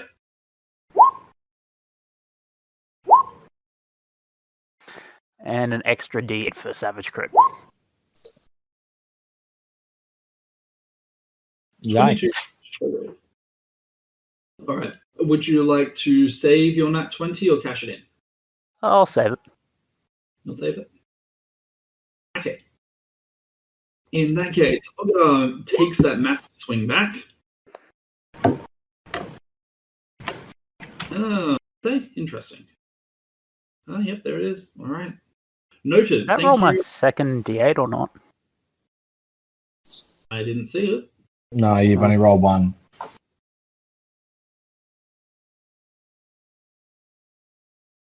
Wow, that was a really bad roll. Yeah, they were. Alright, bringing your total damage up to 26. So, flavor it up for me. What is Ogre doing?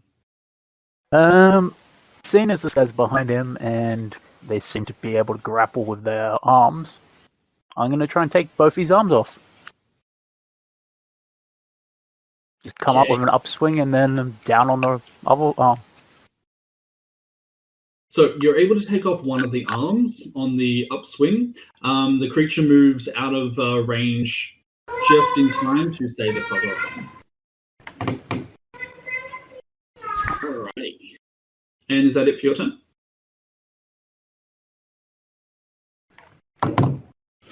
Yes? No. I'm going to say yes. All right. Moving on to Michael and Nero. So there's still the one closest to me is the one attacking Ciruimon. Shouldn't I be after... Oh no, Nero's 27, isn't he? Yeah. Go. And the one attacking Ciruimon is looking pretty damaged, isn't he? Or she? Correct. I think I'm going to charge it. And is there yeah, I'm just going to charge it and do an unarmed strike against it. Okay. Actually, I'd use my dagger, which is my monk's weapon, so I'll do an additional attack after this.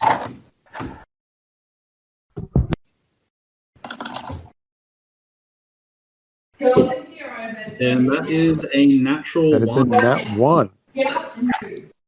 Well, you guys were bound to get one eventually, I guess. And Michael's like, why was it me? Could that be I lose a chi point? I've got 2 chi points. I don't believe so. Sorry, yes, I believe that you do lose a key point. And for a nat 1, sorry, you were trying to stab it, was that right? Yes. can I do here?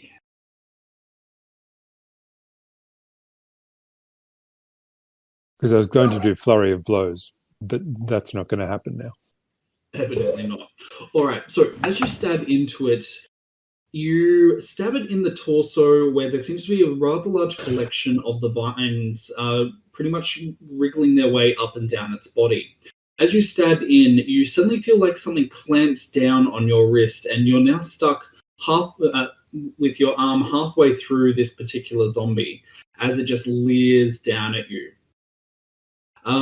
You will be forfeiting the rest of your movement speed and are for now considered grappled. Great. Okay. I assume you don't have any extra actions? Correct. Right. Soltura. Oh, could I use a bonus action to dodge, or would I have lost that?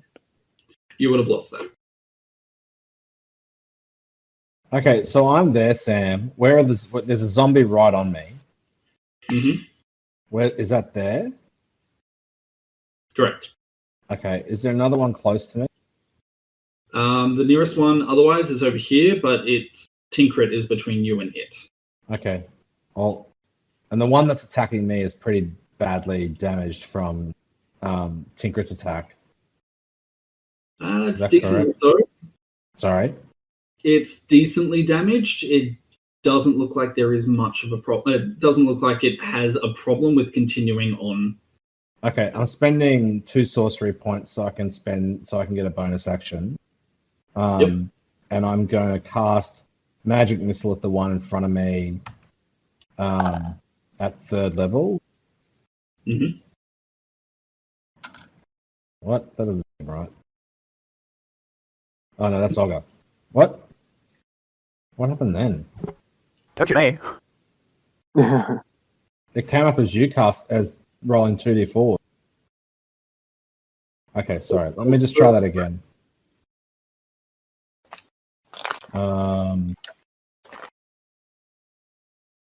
Maybe just scroll down the chat. Oh yeah, sorry. So I cast it at 2nd level, didn't I? So Yeah, 30 cast a second.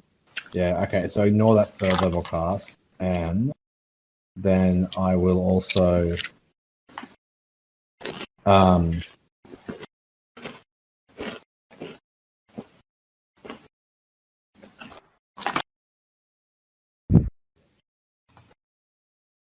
I'm gonna send there's no one in front of me from our group, is there? Me.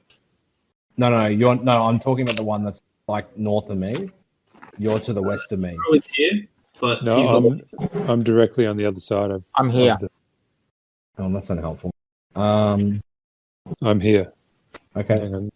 That doesn't. I show don't you really have much choice. I'm gonna have to.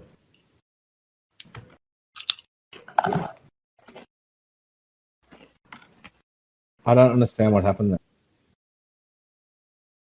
You don't understand what happened. Well, that only cast on your screens. That cast 1 dice for me. Yes, that is correct. Okay, Well, so I cast it as a 3rd level magic missile, all right. In that case, which means it. Sorry.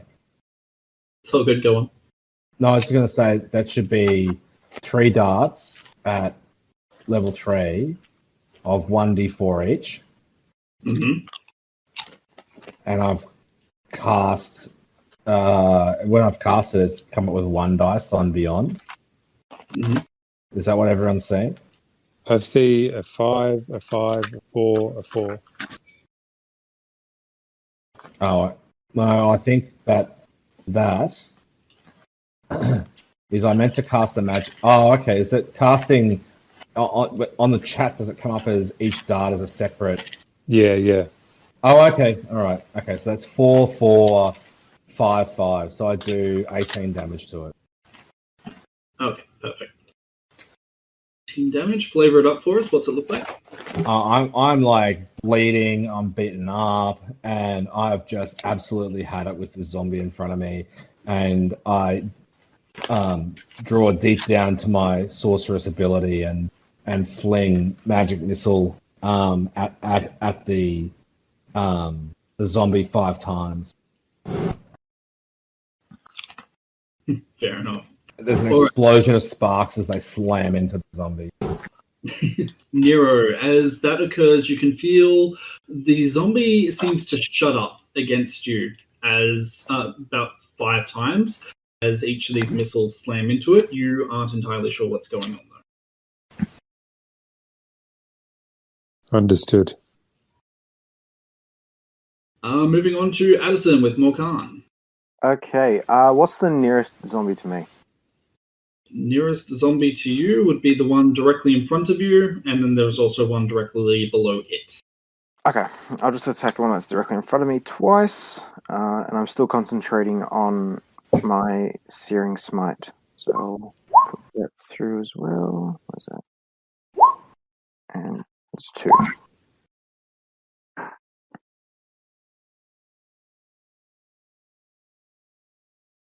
Did you seriously just roll a double 20? I don't know.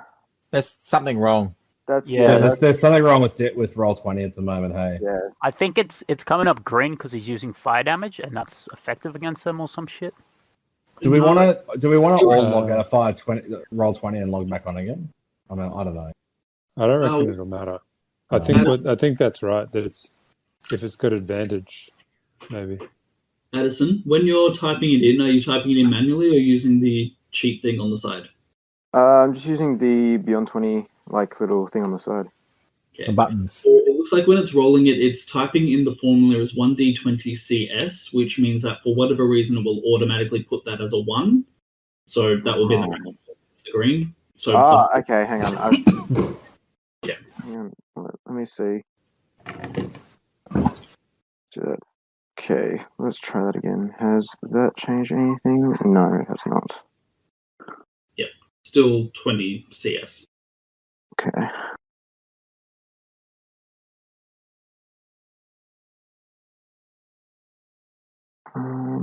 Just gonna fix up my page.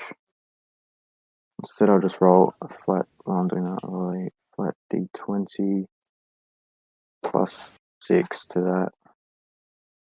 So that's going to put it at 11. Okay. All right. Has that changed anything? No. God damn it.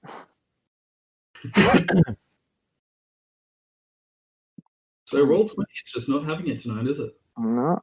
It's losing its shit. I think it's all a bit funny, to be perfectly honest. Yeah, pretty much.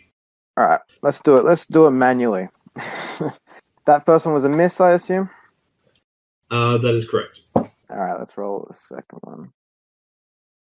Oh, God. Yeah, now my rolls aren't doing well. All right.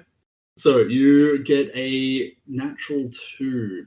All right. So your attempts against the creature seem to be going wild as you get distracted by the blinding light and sparkles which occur from behind you.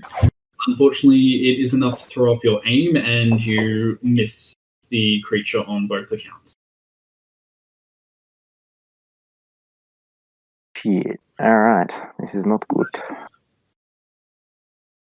You don't do flanking, do you, Sam? I forgot. I do not, no. Yeah. All right, so moving on to the creatures themselves.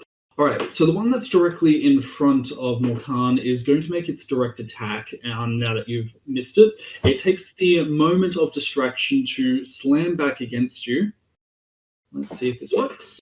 Whoa, hello. But it looks like it just completely goes wild on that first attempt. The second one, on the other hand, is a 23. Will that hit? Yes, it will. All right, so it slams into you and knocks you a little bit off kilter, but you're able to recover yourself before you're completely knocked over. You will be taking 14 bludgeoning damage, however. Okay. All right, so the one down here, which is currently going hand to hand with Ogre on the other hand, it is going to try and smack into him. So this time it doesn't even bother. It's got an arm on the ground by this point. It's just going to try and just shoulder bash hit you. Is a 23 going to hit Ogre? Yes. Holy crap, we've actually done damage to Ogre. All right, that's 12 bludgeoning damage, and while it has you off kilter, is an unnatural 20 going to hit it? Yep. All right. Oh, unnatural. My AC is 20, so yes, it'll hit. Yeah. All right. So in that case, this particular creature is fairly sizable, and it looks to be made out of fairly large specimens, so to speak. It's larger than a lot of things that you've fought up to this point, exempting those giant skeletons. And in this case, it seems to do far more damage as it just shoulder barges you and then just steps down and onto your ankle instep. You'll be taking 23 damage total. Alrighty. Okay. The one which is by Solturum is again going to try and make an attack against him. So it's getting a natural 20. Would he be attacking Solturum or me? Actually, no, that's a good point. Sorry, he will be attacking Nero. So, natural 20, which does... Thank you, Nero. It's going to slam its arm down directly on top of you, where you're currently caught, and it's going to smash into your arm, like your upper arm, the one holding the dagger, and you can hear a crunching noise and a shooting pain just go up and down your arm as it inflicts 28 bludgeoning. Truth. And the second attack against you is a 9. Apparently it is feeling generous, and unfortunately it just manages to miss as you presumably swat at it. How did you manage to dodge its second attack? I think the preternatural senses kicked in, needing to save my last 5 hit points, and it's I saw where the blow was going to land before it even started swinging. It just wasn't there when it hit. Excellent. All right, well, that is it for their turn, I think. Oh no, we still have this guy over here who 5, 10, 15, 20 is apparently going to be now trying to take on Ogre as well. Where's Ogre? Still no attack of opportunity? Right there. Oh, he moved into it again. Yeah. Okay, that's 24. So that definitely beats your AC again. Ogre gets, as you are getting battered back and forth by this first one, the second one joins in the fun.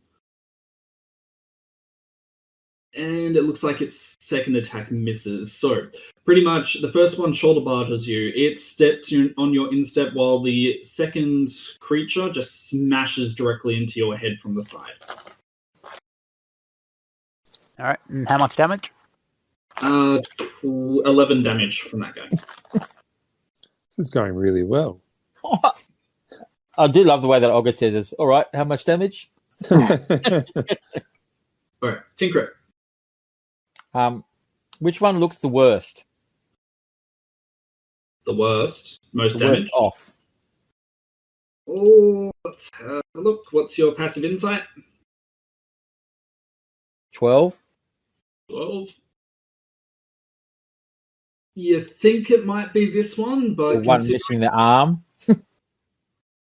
well, it's either the one missing its arm over here, or it's this one which is taking damage from both Nero and Solturum. And me, didn't I? Isn't that the one I did up the Khyber? Ah, yes. That's the one. Right. I shall attack him with advantage. And sneak attack, because I'm still hidden. Yep. Okay. Roll me your damage, sir. Well, that's only a 3, but I've got advantage, so I better roll again. Looks like you're doing the same problem as Addison. You're using the side thing. Think I solved it. Go to... Hang on, let me test if I solved it first. But it looked like it said it was displaying all... Yeah. It says that it displays all of your attacks as it's automatically critical. So on your main thing... Yep. Go to the Beyond 20. It's like right to the right of your name. Yep. and then it says force critical hits. Is that on? I'm just looking for it. I've got normal roll, type of roll, normal roll. Upper roll, normal roll, and then should be two under that. Oh, force critical, yeah, I'll get rid of that. Okay, now I'll roll again. That was on for me. What a weird thing to have on by order. Yeah. Yeah, it is weird, isn't it? And now you know how to turn it on and off. Just do it every now and again. 18 with a sneak attack. All right, that is going to be a hit. I only do 6 points of damage. Ooh. Holy crap, I can actually move Ogre now. Oh, you can? Yeah, I think so. Is he moving? Yes, he is. Awesome. You're a witch. I just can't see him, so, you know. So you can either see him, but you can't move him, or you can move him, but you can't see him. Yeah. Okay. This is And yet, this is still progress. Yes. hopefully next week we'll have it all together. Fingers crossed. All right. So, Rob, what exactly happens with Tinkrit? I'm so sure I'm going to kill him from behind when he's not worn, and I slide my rapier up into his brain pan and then slide it back out. Brain pan. That's a term. All right. There is a squelching noise, and you get spattered with visceral fluids, but the creature seems otherwise not to have any problems. There's a sound of, and then I'm gone. Do you want to roll stealth? Sure. It's not more of a whip noise?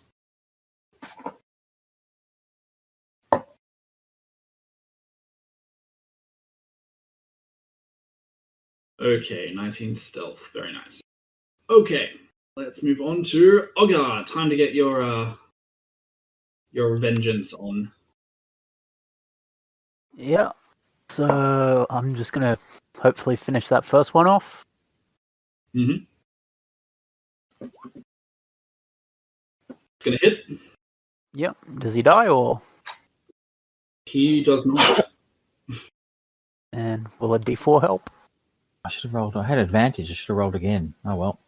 Stiff cheddar. You guys are doing a lot of damage, all to different zombies. So you actually haven't done that much damage to any one particular zombie. That's because we can't tell which is which. I know that's fair. And It would help if we could see when the zombies were. Yes. Don't get me started. and another 10 damage to him. Right.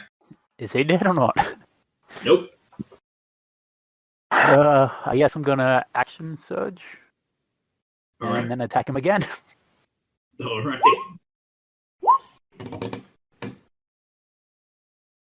Okay. Unfortunately, neither of these attacks land, as somehow it manages to evade.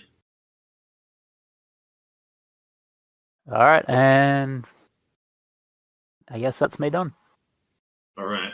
So this particular zombie seems to just be learning its lessons, and it's beginning to delve and sway around the various attacks that Ogre's doing. Let's go back to Nero. Can I do a insight? Well, my passive insight is I don't want to use a action or a bonus action, but just using my passive insight of 18. Does this thing seem to be last legs? It is not. Not on its last legs. Good lord. All right, I'm going to hit it. All right.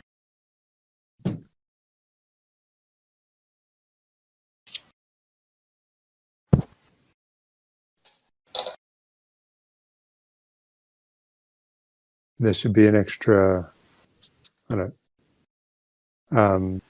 So 13 more damage. All right, that's a hit. 13 more. Now does it seem to be on its last legs? It is not. All right. Oh. So it looks like the various attacks that you guys are doing, now that you're this close, you are able to see that it looks like the various vines that are making up a good number of the muscles and tendons of the zombie. After you cut them, they seem to grow back absurdly fast. Fire. So it's not a hit him again sort of situation. It's a hit him with the right damage.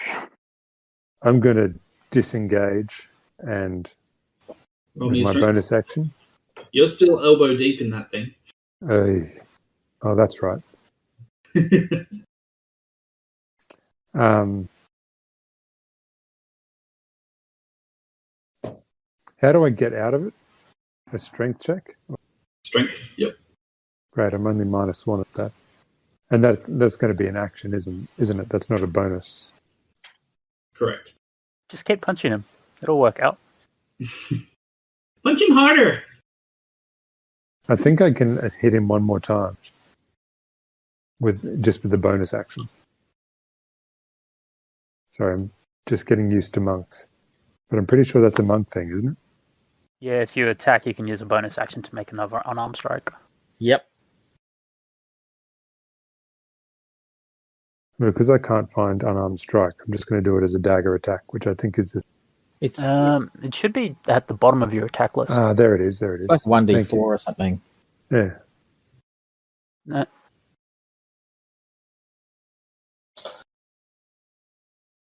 All right. Did that hit? Yes, that is a hit. Do you mind if I roll another d6, 2d6 for the sneak attack side of things? Yeah, go for it.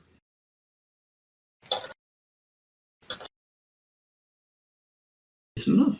All right, another 11 points of ineffectual damage. Correct.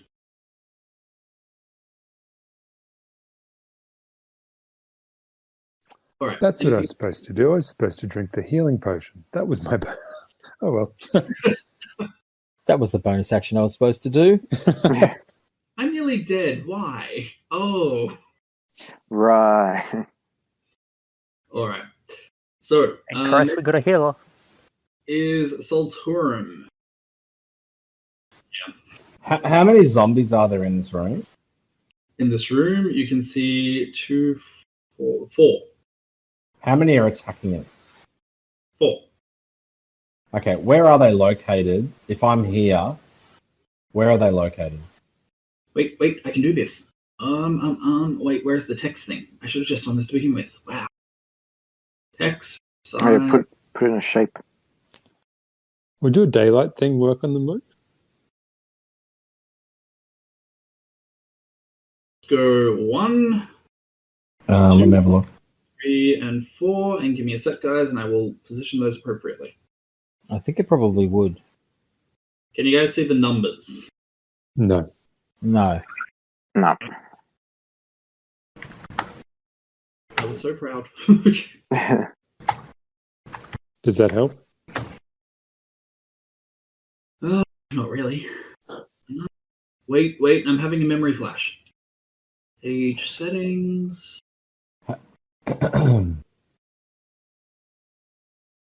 Is any of the damage they're dealing to us necrotic at all? No. It's all been bludgeoning at this stage. Okay. Is any of the damage they're doing magically healing? Who knows? Oh, wow. Hey, that's the way. Whoa! Look at that.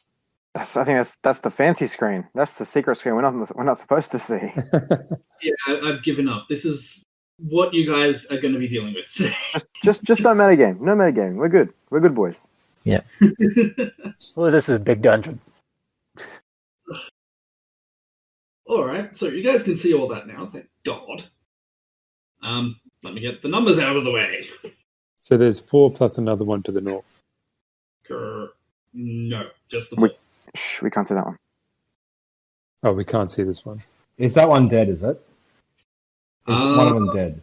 There's an X on it. It has not moved. In the time that you have been in this room, that thing has not moved. Okay. Okay. And this X here? is the one of these things that you have actually killed.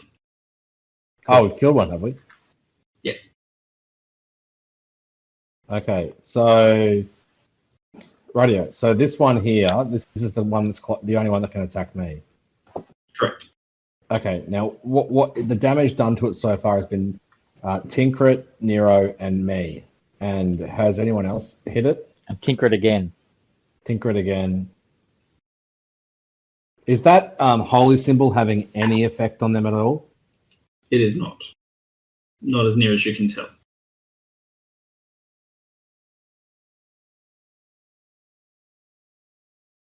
All right.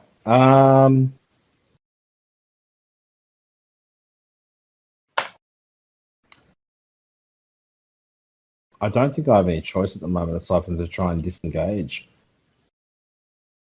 I think that's a good idea. Do you have a healing potion? Yeah, I do. You can't have it this round if you disengage. Yeah, I know, but I can, if you want to, I can heal you next round or on my next turn. yeah, no, that's all right. I think I might, as my action, try and disengage and move across to here behind the water barrel. Okay.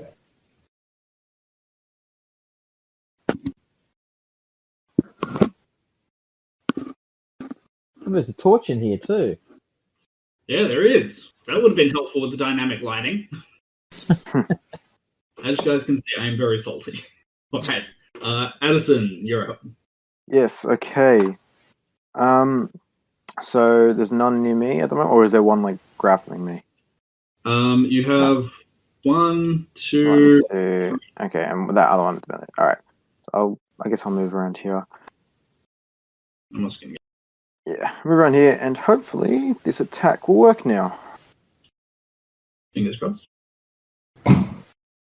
We got a working attack. Yes. Good. Okay. Attack twice. And then I will put in, give me a second, I'll put in my Searing Smite. Has that gone through? Yes.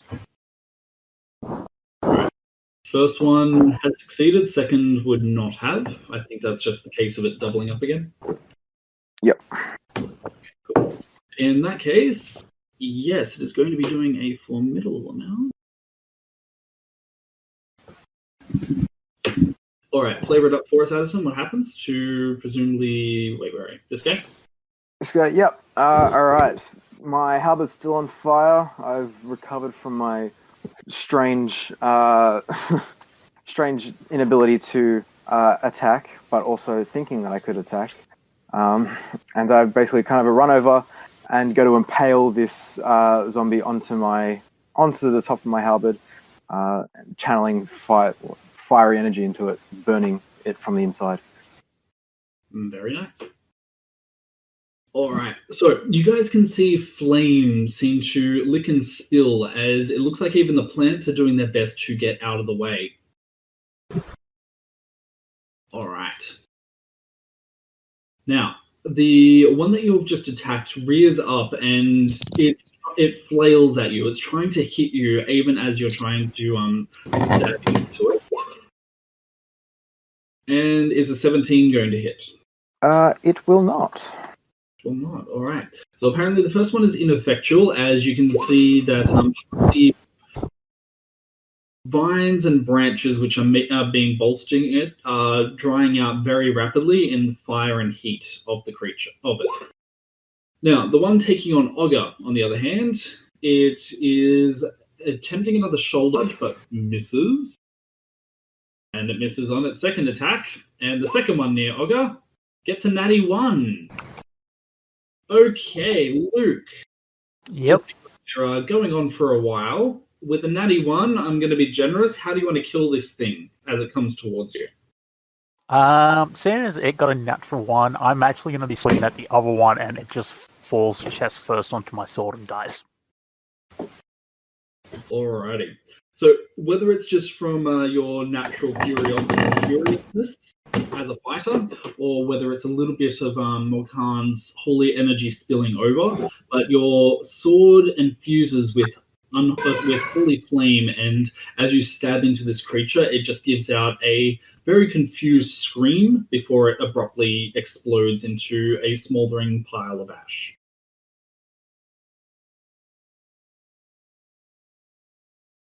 Alrighty. Alright. The one which is by Nero is going to go for another attack on him. I'm sorry, Michael. So long, all. No, I can bring you. I can pop you back up straight away. Is an unnatural 20 going to hit? Yes, Alright, so 6 bludgeoning damage, that's enough. and Nero slumps to the ground. Just in time to do another attack onto you and get a nat 1. How the hell am I going to do that? He can stumble towards me and fall over. So he has to go back 5 feet. Trips over his dead body. Alright, so as you slump, the weight pulls it directly forward and it crashes down on top of you, and it is going to be fully prone. And Ooh. actually, when that occurs, it slams down on top of you, and whatever particular cohesion keeping its undead body together apparently is momentarily disrupted by the blow, as you are momentarily covered by an unorganized mass of vines and dead flesh. Alrighty, on to Tinkrit. Is it mostly dead, as they say in The Princess Bride? No. So it's just like flopped on him. Yep. Very. And maybe turning me into one of them. Oh, well, that's not good. I guess I could move away. What's the range of what's his name? Healing word, 60 feet. To pop you back up again, but there's not much point because it'll just beat the shit out of you. I think that'd be a bit jumping the cart before the horse at the moment. Yes. All right. I will move forward. Stabby, stabby.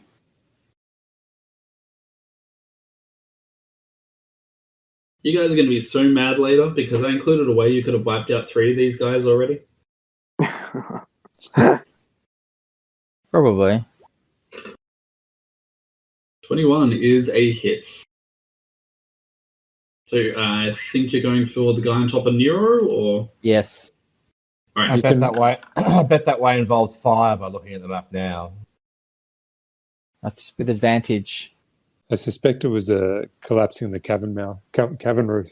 I'll take the second one, which is like 13 points of damage as opposed to 12. And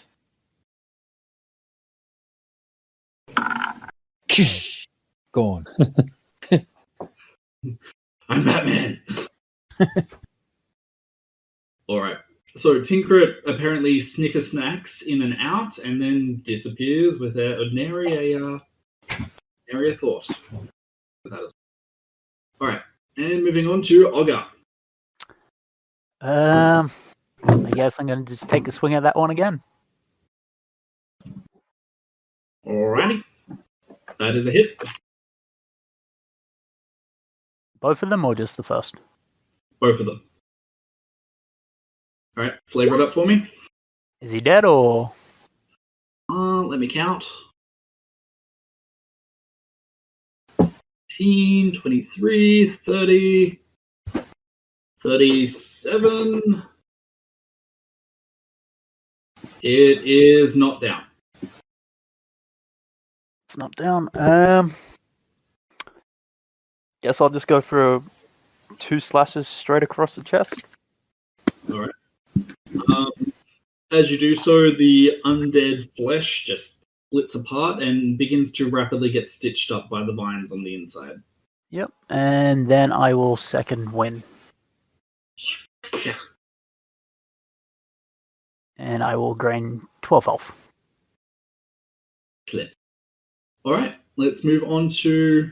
Is this our first death saving throw of the campaign? Surely not. I feel that I've had to do it once before. I became close. Yeah. It's just a. Is it a con roll or is it a? Just a D20, I think. It's a flat D20.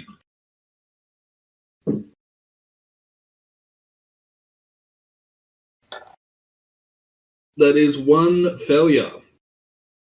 No bonus. Oh, I thought it was there were bonuses involved. No, it's just a flat D20. Oh.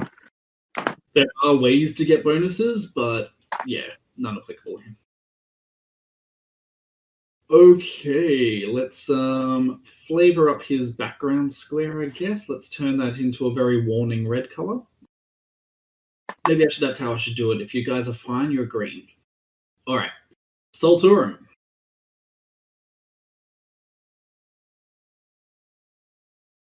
He's on mute. Again. Do I have a blue dot? Yeah. You're on Sorry, mute. I've got kids stuff happening. It's all good. Okay, so when I was over here before, sorry, and now it's not working. I'm trying to. Okay, where I was before, that was 60 feet to whatever being that is standing on the edge of the cabin. Mhm. Okay, I would have seen that. I could have seen that. So this guy over here. Yeah. I don't know why I can't do the roll 20 seems so just let me refresh roll 20. It's sort of frozen. It is 80 feet away. Yeah. Before it would have been 60 feet and I would have been able to see it. Oh, yeah, 60 feet. All right. Sorry? You are able to ascertain that it looks like a dead body which has been burnt beyond all recognition. So it's just a body, is it? Correct. Okay. Rightio. Just bear with me as I try and find out where we are on the map. I've restarted. Okay. There we go. All right. So left is this one here, and those three over there. Two over here. And Two over this here. Currently I'm not even pinging. The two over All here. right. And this All one right. over here, which is in a mass. All right. I am going to hit it with my crossbow. All right. You don't want to firebolt it? You're right on it. Yeah. Okay. I do 8 damage to it. All right. There is a shunking noise, and a piece flies out of the pile, embedded in the arrow.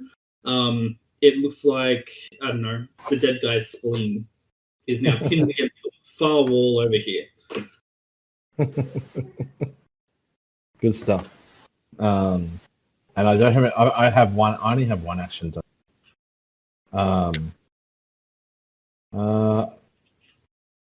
I have advantage? Have I missed something? Sorry, I've been dealing with kid stuff. It's prone, so I thought you'd have advantage. Yeah, but you're using a ranged weapon, and it's Sure. yeah, Mhm. within a certain threshold, and so on and so forth. All right. So is that it for your turn? That's all I can do. That's my one action. Okay, Addison with Morkan. All right. I've seen Nero go down. I'm moving over, and I am healing this boy. I would not heal me because I currently have a live angry zombie pinning me to the ground. Yeah, belt the zombie. All right. I will kill the zombie then, if you suggest that. All right. My spirit conveys that message to you. First halberd, does that hit? 13. Is it still prone? It is still prone, so it should automatically hit. But regardless, 13 is enough to hit. Okay. So I'll do that, and then I think it'll be easier if I do my searing smite. Hang on, how long has it been since we first started battle? Has it been a minute in game? We're on round 4. Okay, so no. So 24 seconds. Alright, still 24 seconds. I still have my Searing Smite up. So that's my first attack. Mhm. And then my second attack.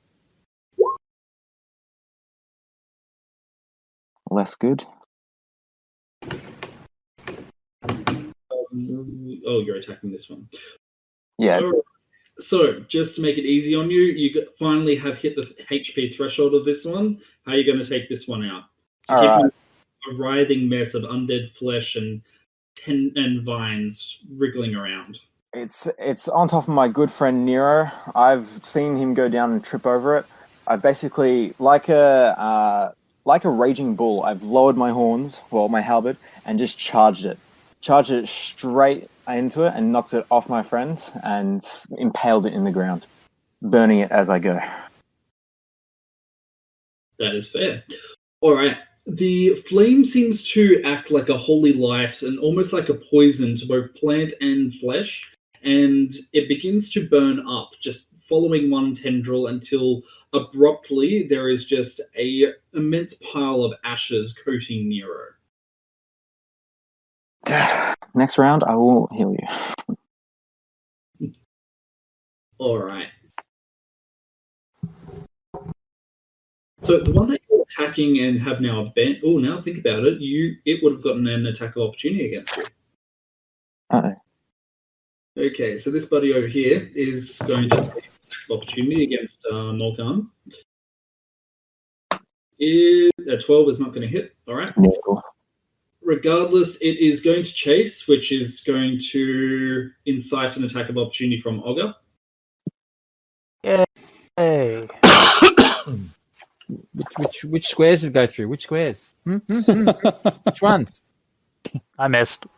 That one, and then that. Did you go to this one? Huh? Nope. It went square instead of the fastest route. No, it went the fastest route. You did that. Wait, no, damn it. I need to hold it down before it does it. Whoa. It's just You just being mean, Sam. A little bit. All right. Okay, so Ogre makes for a wild swing, but unfortunately it does miss, and it's going to try and continue to attack Morkan. Okay, so first attack is an 18. Is that going to hit? No. Really? Yeah, all I right. have a 19 AC.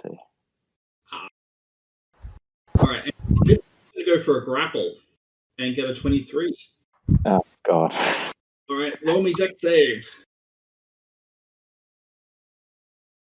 11. And it has a escape save of 14. All right. You are suddenly engulfed from behind as these undead arms wrap around you and pin your arms to your side. It lifts you off the ground, so you're just only able to kick and flail wildly. All right, this one over here by Ogre is going to try and smack into him. And 26 is going to hit, so that's 15 bludgeoning as it tries for an uppercut and nicks your chin. And the next attack unfortunately misses. All right, so you'll be taking 15 bludgeoning damage, Ogre. Yep. All right. And Tigrit. I think I'm going to cast Dissonant Whispers. If you had a healing power. I do have a healing power. But it's a bonus action. Ah. So I can do two things at once.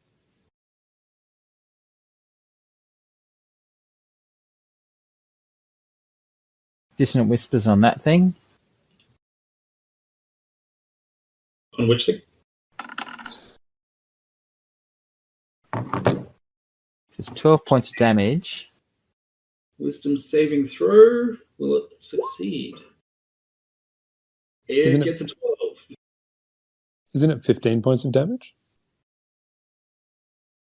Oh, sorry, 15 points of damage, yeah. Alright, so it's failed its wisdom saving throw. Yeah.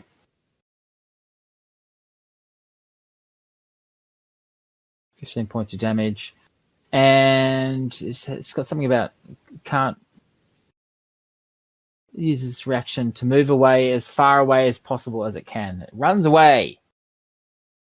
It flees like a rabbit. Like a wascally wat. Yes. Okie doke. So in that case, which one was it again? Him. Him? Alright, so he's going to run away while carrying Morkan. Oh, really? Oh, shit. Is that a giant hole in the ground there? Is he just going to jump down that with Morkan? He's carrying a 7.5 foot. Holy shit! This is a strong zombie. Yeah, what is that black thing? I assume it's a scorch mark. Why, yes, maybe it is. Okay. Wait, I've got a bonus action. Wait Guys. for it. Quick, bardic inspiration me so I can get out easier. Guys, I'm just going to have to go off for a while. I've just got some kid stuff I need to deal with. But Sam, I'm quite content for you to play my turn. But I might be gone for a couple of turns, okay? Yeah, no worries. I cast Healing Word.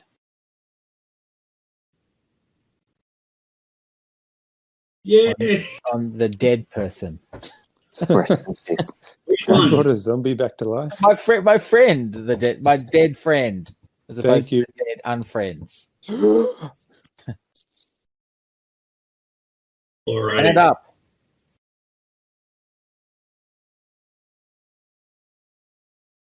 And, Hello? yep, you're back. Did you hear me? So I'm back on my feet with six hit points. Barely. So you're kind of staggering up. Yeah, I think we've lost Rob, or maybe I'm the one that's shooting out. I'm still here. I can hear him. Yeah, I can hear him. Okay, it's just me then. Alright, let's move on to Olga then. I'm going to hit this guy twice again.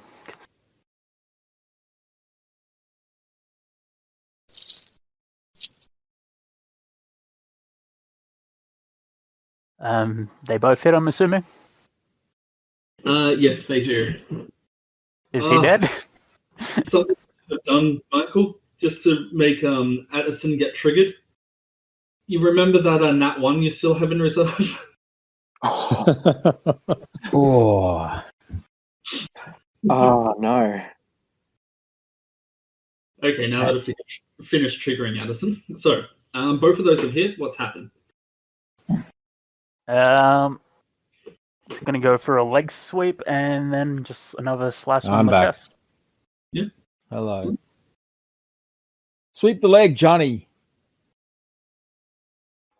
Is it dead yet? It's on its last legs, okay? You only had to begin with. And then I will move to here. To where? I just moved up one space. Oh, okay.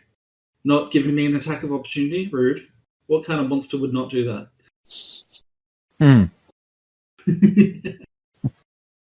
Alright. And on to Nero. Is there any way that I could try and prise Addison from its grasp? So it is pretty much Morgan, just sorry. an out turn, and it's about to dash off, that way, presumably. Oh, wait, no, you guys can't see it. Presumably that way. You might be able to do so, but you still need to get up from prone and then attack it. So you can try and get the grapple off of him with a strength, perhaps? A contested strength? This thing doesn't look crazy injured, does it? Stab it. Let me have a look. It does not. Well, and drinking a healing. So can I jump up, stab it, then take a healing potion? Potion, I don't think is a bonus action. I think it's a full action. Oh, I thought. I was trying to Google this before, and apparently it's not in the player's handbook. Oh, that's helpful. You're supposed to get one like free item interaction or some shit, isn't it? Yeah.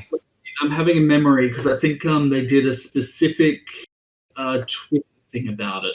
Give me a sec. I'm going to ask Tom. This sounds like right up his alley. Yeah, you get one free object interaction on your turn. Yeah. Healing pots bonus action. That would have been helpful. I would have taken a healing potion last time. Player's handbook description states character who drinks a magical potion, grains, blah blah blah. Magical potion takes an action. However, most dungeon masters allow the drinking of a pot of healing as a bonus action. You know what's terrifying? I just came back asking Thomas that, and he pretty much said that word for word. He was playing Hearthstone. He wasn't even looking at the correct thing, and he said that word for word. Goddamn, Tom. Rules as written, it's a action. Yes, rules as written action. But most DMs allow bonus. Sam's not most DMs. Exactly. I'm a redhead. I don't have a soul. Well, I'm going to spring up behind it and attack it. Yes, when zombies walk past you, like go around you when you're invisible, then yes. I'm sensing a message here. I mean, to be fair, it took the most direct route. Okay.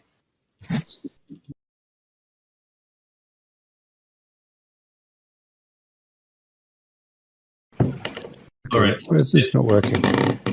Oh, Nero's doing it.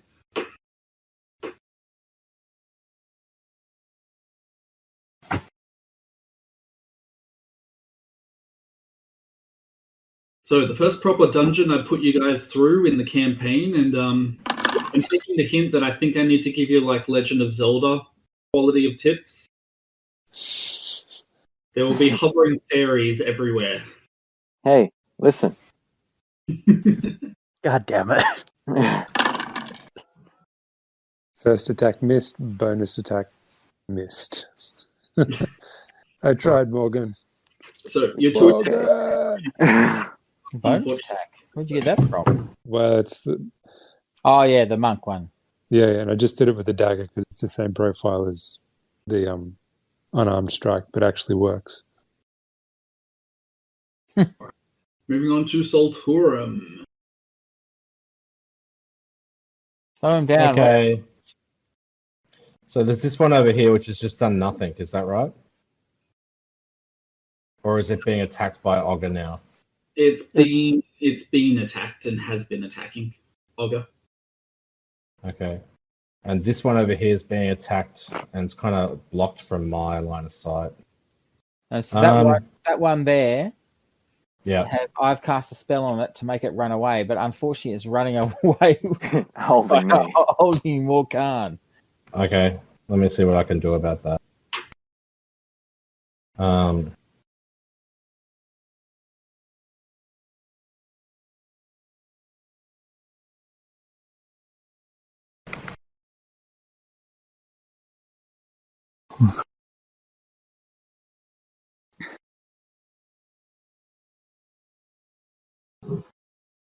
So what you doing? I'm just wondering what I can. What's happening to Morkan at the moment? Is he like grappled so he can't do anything? Yeah. Pretty much. I'm being grappled and taken away. Alright. So you have to do some dexterity rolls to get out of it on your turn. Or something.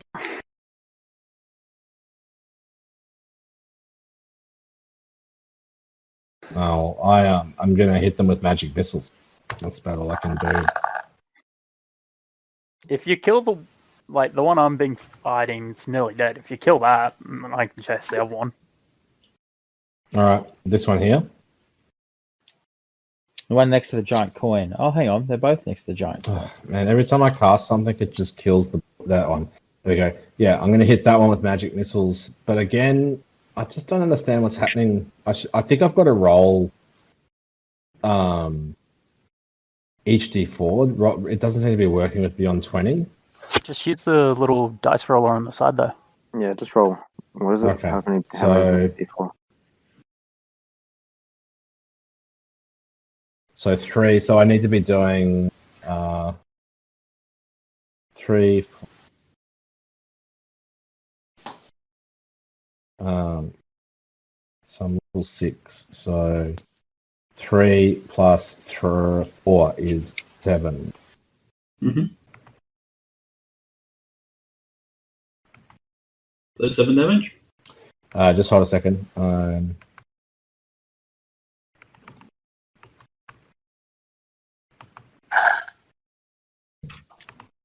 now a tour of Michael's floor. Sorry. Okay, 23 damage. And that's a lot of force. That's a lot of force. Fours. So 5 out of 6 dice say maximum damage here. Okay, so that's.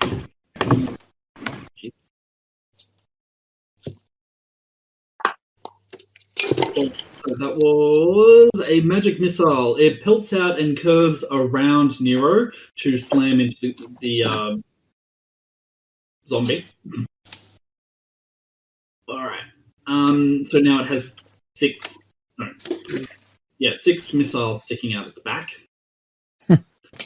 Anything else for you?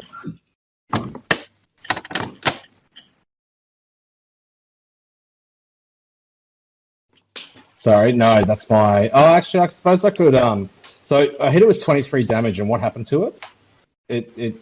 I'm still dealing with kid stuff at the same time as this. So It's all good. I'm just confirming that was it for yours. So it slammed into its back, but it's still retreating. all right, I'm gonna hit it again. I'm gonna quick use some sorcery points to get a bonus action. Yep. Because god damn it, this is really giving me the shits.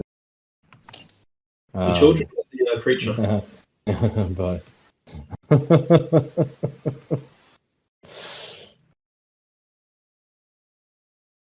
Yeah, I discovered the problem with you guys is that usually you're able to kill the things before they get near to you. So I figured I should just go for things with high HP. Yeah, there we go. So it's another 20 damage. Excellent. All right. So now pretty much this thing looks like a hedgehog from behind, as you now have the various glowing missiles just sticking out of its back. Okay, Morkan. All right. You were grappled. You know what that means. Yes. There's nothing I can do whilst I'm grappled, is there? You can try and get out of it. So you can do that with a strength check. What happens if you use your divine thing? Yeah, if I turn undead, is it just going to pick me up and keep carrying me away from itself? But do you explode out? No. I think Use an athletics or acrobatics check to combat it. all right, I'll do an athletics check then. Okay, 12, which, let's have a look. Roll for it. Wait, no. That is My Hero Academia. That is not the dice roller.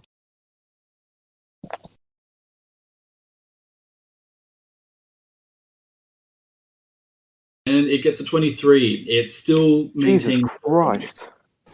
All right. You've done a lot of good hitting tonight. Yeah. he's stopped my my murder train. I'm not happy about it. Okay then, as a bonus action, am I still able to cast a spell? It depends on the spell. If it requires somatic, I think is the movement one. No, that's Yeah. not. If it requires somatic, you would not be able to. Alright, never mind. I end my turn. Alrighty, let's have a look here. So, it is going to be forced to flee from Tinkrit, and last I knew, Tinkrit was about here. So, No, he's here. oh, is that way? Alright. So, over there. Let's go.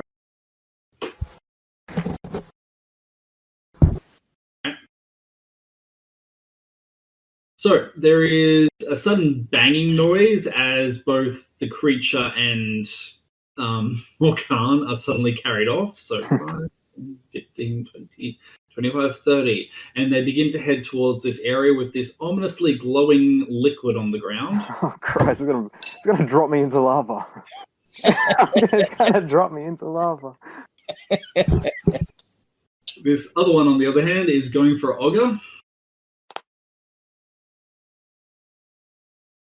And misses on the first time. Apparently this thing is getting very tired, and it misses both times. Ogre is able to buff away both the shields and take the glancing blow off of his armor. Okay, Tinkrat. I'm going to cast Mind Sliver. I think. Oh, no. Screw it. I'll attack with advantage. Try and shoot the thing with Ogre. That makes more sense, I think. Did we save Morkan or? That's what I meant. I meant Morkan. Sorry, confused me. That's right, trying to save someone. Yeah, he's over here. This dude. All right. So the crossbow shoots out, and with a thwink, you add to its hedgehog-like ability, and it gets a lot more damage, which apparently I can't access. Get out of the way, Martin. Poof.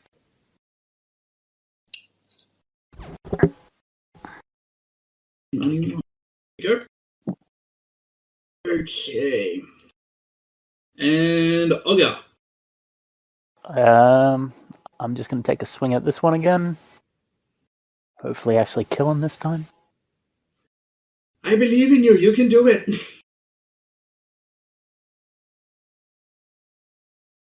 No. No, you cannot do it. Oh, shit. That's a roll on advantage. Oh my god. Yeah.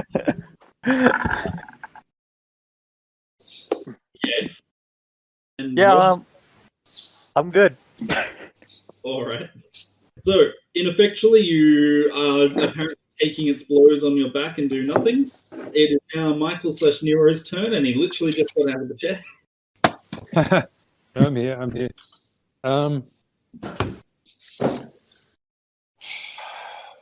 Oh, I've got it. It's I'm going to get to there. Then I'm going to use. This is what I should have done last turn. Your net? No, not the net. The rope. You lasso it. I have where's it gone? This.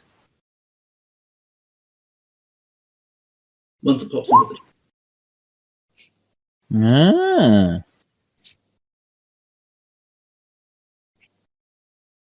Okay. See ya. So, flavor it up for us. What's it look like? It does look like a lasso sort of thing. That as I see it running away with Morgan, like cradling Morgan like a baby, I lash it with my rope of entanglement, speak its Quran word, and Wait, if it's carrying him, it should only be able to move half its movement, isn't it? Because it's dragging him along. That's the usual case, yes. But that's the usual rule. In this case, there's a special thing for it. All right.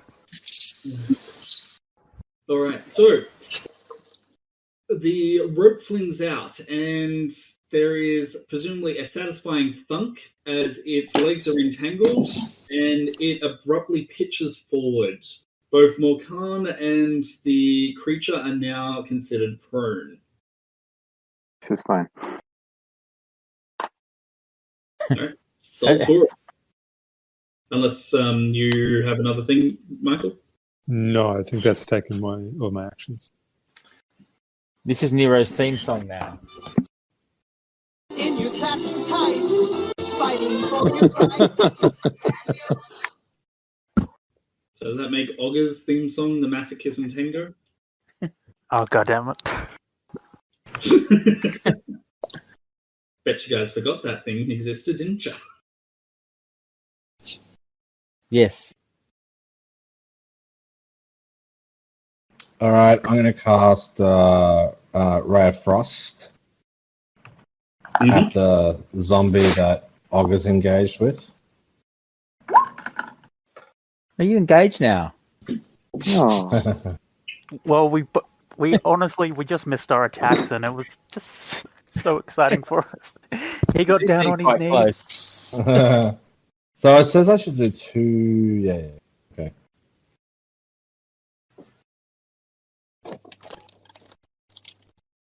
So 6 damage, and I'm gonna have. Are you playing the potion as a bonus action?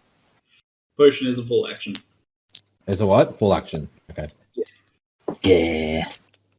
That's me. Yeah, that one is because it's still awakened Fables, so we need to do rules as written, sadly. Oh, was it? That's right. Hmm.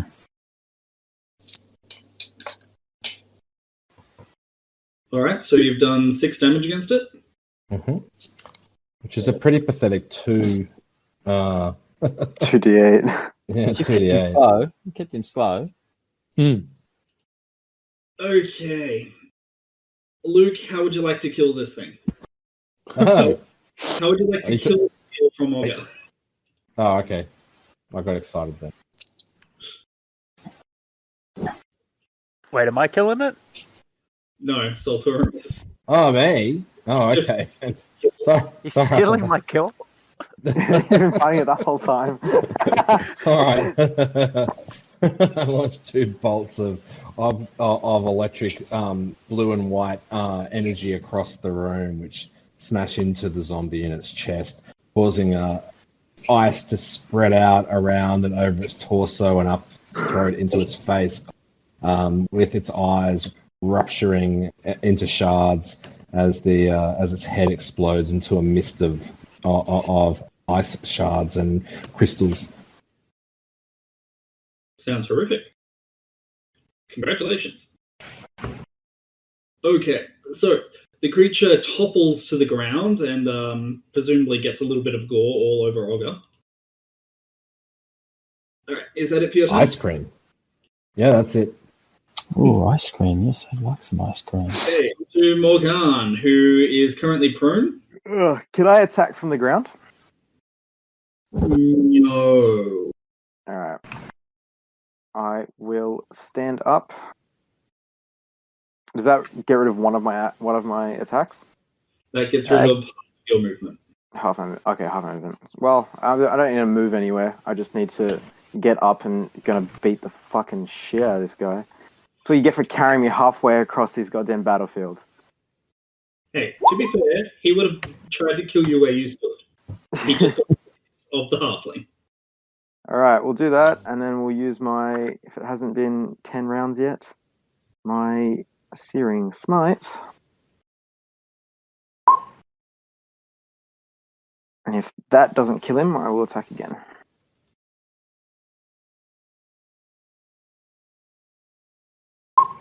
Sorry, that was Searing Smite. Yes. And it also needs to make that Constitution saving throw.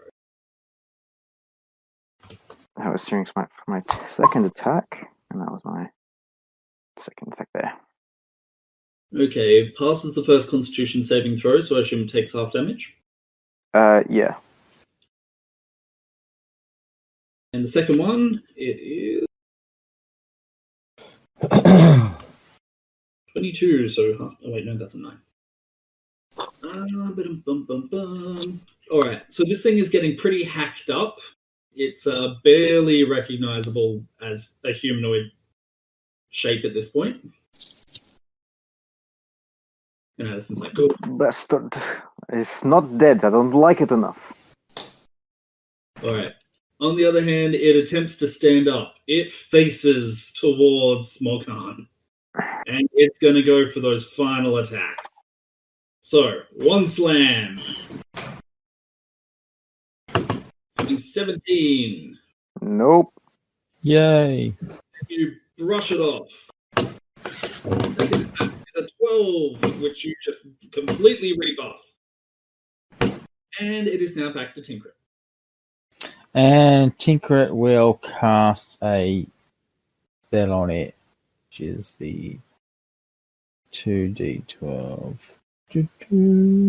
Spells. Sam, I just realized I've got an action in combat, which is interact with an object, which is additional, I think, to my action.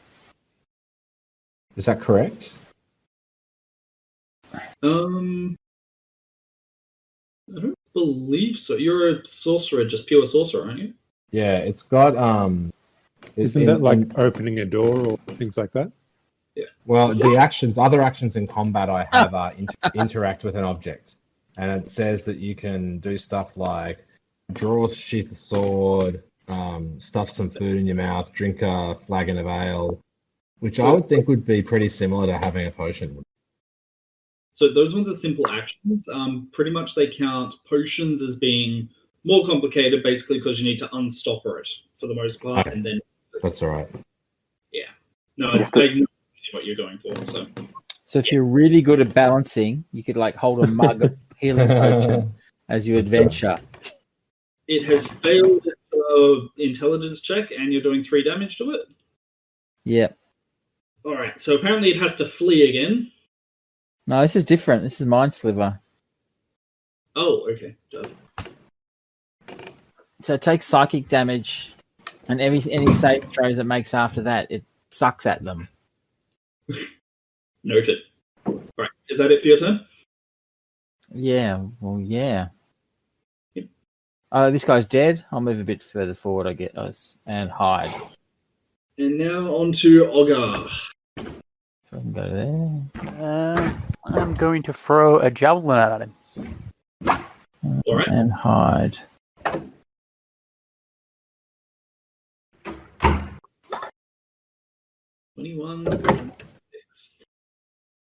Luke, you will be happy to hear. How do you want to kill this one?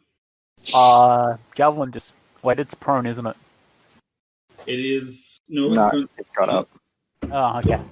Javelin straight through the head, pins it against the wall then. Fair enough. All right. So, Mokan is directly looking at it when there is a shunk noise as a javelin shoots past and pins this thing through the head and just slams it into the wall just here. The headless corpse topples now to the ground. That was my kill. Well, he stole my kill, so... Well, I don't know about that. Anyway, who needs healing? That sound you can hear is me drinking a potion of healing. Yeah, I'm just going to do have the a same. rest. Short rest, yeah. Take an hour. I can cast my what's-his-name spell, you get extra. Healing. You get my Song of Rest, where you each get an extra 1d6 on top of your hit dice. Yeah, so let's say we'll check this out. Check that out down there, and then rest in there, or whatever that is. Where are you pinging? Is that a cabin kind of thing, or is that a minecart, or what is that? That is a minecart. So at the moment, it does seem to be filled with a lot of slag, so unprocessed metal at the moment. You know, slag, it's something else. I know what slag is. No, I bet. I stagger over here and have a look at this body. Yeah. All right. So using your passive investigation.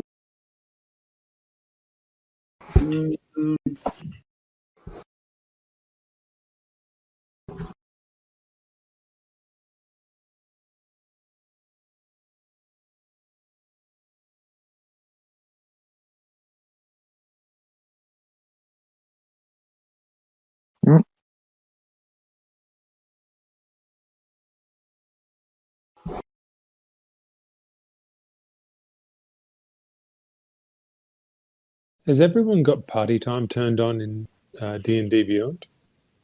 Yeah, I do let it. I don't know what it does. If you go to Do you see where it says quarantine resources? Oh, yes. Now just follow that along right, and then your cursor will turn into a hand. Okay. Michael just sent you a message. The sidebar, show sidebar. And what's that do? It makes things go sort of disco. Some things, just go a little disco when you hover. That's not working for me. Amazing. It doesn't work for me. Is it on a tablet or? This Sam, is that the urn there? Where? No. There? It looks like it was once a fairly hefty chain holding up the wall, holding up the urn. Huh. I pick up my javelin again, by the way. Noted. This body was burnt alive. That's not good. I see over there. You see that urn? It's copper. There was melting copper. All right. I also then point out for the 1,000th time that it looks as though the roof in the room that we're standing in is about to collapse.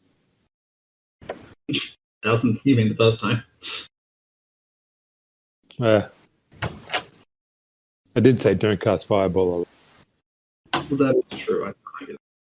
All right. I could have cast firebolt. Yes, I thought you did. No, I didn't. I said you cast first. firebolt, and you kept on saying no. I kept saying don't cast fireball. Fireball and firebolt. Too similar. It's your outrageous accent. Michael, I'm still trying to find this thing next to quarantine resources. I've got nothing to the right of that. That's right. So it's just if you move slowly, eventually, like it's hidden. Oh yes, there. I see. Yeah, but it doesn't seem to do anything. Yeah. Go hover over quarantine resources, new play guide, etc. Oh. Yeah. That's it. I like it. That's all it does. Yep. That's all it does. I like D&D Beyond before. This is next level. If only you did tabletop as well. If it was all in one bloody thing. Also, if you go to any of the drop-down menus, it does the same thing. Ooh. Oh yeah, the actual pictures go disco. Someone got paid for hours to do this. Such a good world. Somebody probably just did it when they were bored and they had nothing else to do. And then Just install a party time button. And the fact that it's hidden too, it's like How to monetize the hack. All right. So just because it is nearly 11 p.m., I'm assuming that we might need to do this dungeon in presumably multiple steps. It's looking that way. Let's have a long rest here. Oh, long rest. Do you think that's going to happen? A long rest? I think any rest should happen like here. Yeah, we should probably have a short rest. At least. You can go cuddle with the spiders. You can use, how many hit dice can you use? 6 hit dice, can't you? Or something. Yeah. Level 6. How does that work? You get your hit dice plus con mod. And you get okay. half of your hit dice back on a long rest. Alright. I took a potion of healing too. So when you say you get your hit dice back, you're saying that I would get, because I'm level 6, I get 6 points back plus my con. No, you get you roll the dice. So whatever the dice is when you level up, which is a D8 for you, I'm pretty sure. Yeah. Okay. You can roll 6d8. But that's only on a long rest, isn't it? That's a short rest. Oh, is that short rest? Yeah, short rest you get that. Long rest you get full health and you get half your hit dice back. So you can rest 4 creatures. Alright. So if that's the case, obviously it means that there will be no downtime between this and the next session. Can we level up? Yes. So So it will still go by Awakened Fable rules. You will get that level up, assuming that you're up to said level up. Are we, or are we level 6? no, we're ready to level up now. Yeah, Oh, cool. we are. It's time for Warlock time. Oh, Jesus Christ. I go on Hexblade. I would like to second that, oh Jesus Christ. I might as well go Warlock. I get all my spells back after a short rest, too. There you go. Sam, do you mind if I go level 3 in Monk? That does create a problem. It does? Well, I think I now have to choose a path. A monastic tradition.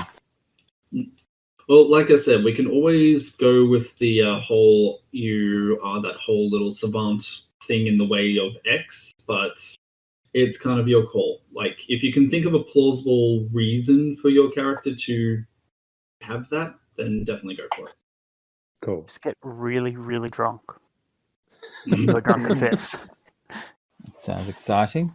Just go through some trauma, become a drunk. There you go. I haven't Yeah, seen like- that film in so long. You just got down, didn't you? That was very traumatic. Yeah. Oh, that's right. There's that. Isn't there like a dead rogue? Oh no, it's a dead rogue, isn't it? That's what. It's too late. So you got Human Oh, Queen. you had a vision. You had a vision in your death. Like Maybe a sensei, like a force ghost spoke to you. But maybe I've now taken the way of the long death. Just do it action star style. God sent me back to kick ass. Chew gum and kick ass. I'm all out of gum. Let he who is without the first sin, let he who is without sin kick the first ass. I don't know where I got that from. I think that's a Family Guy thing. Anywho, so yes, there will not be any downtime between this and next session, unfortunately.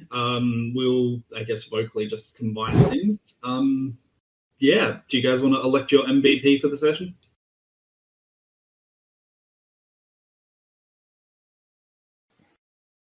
Trying to think.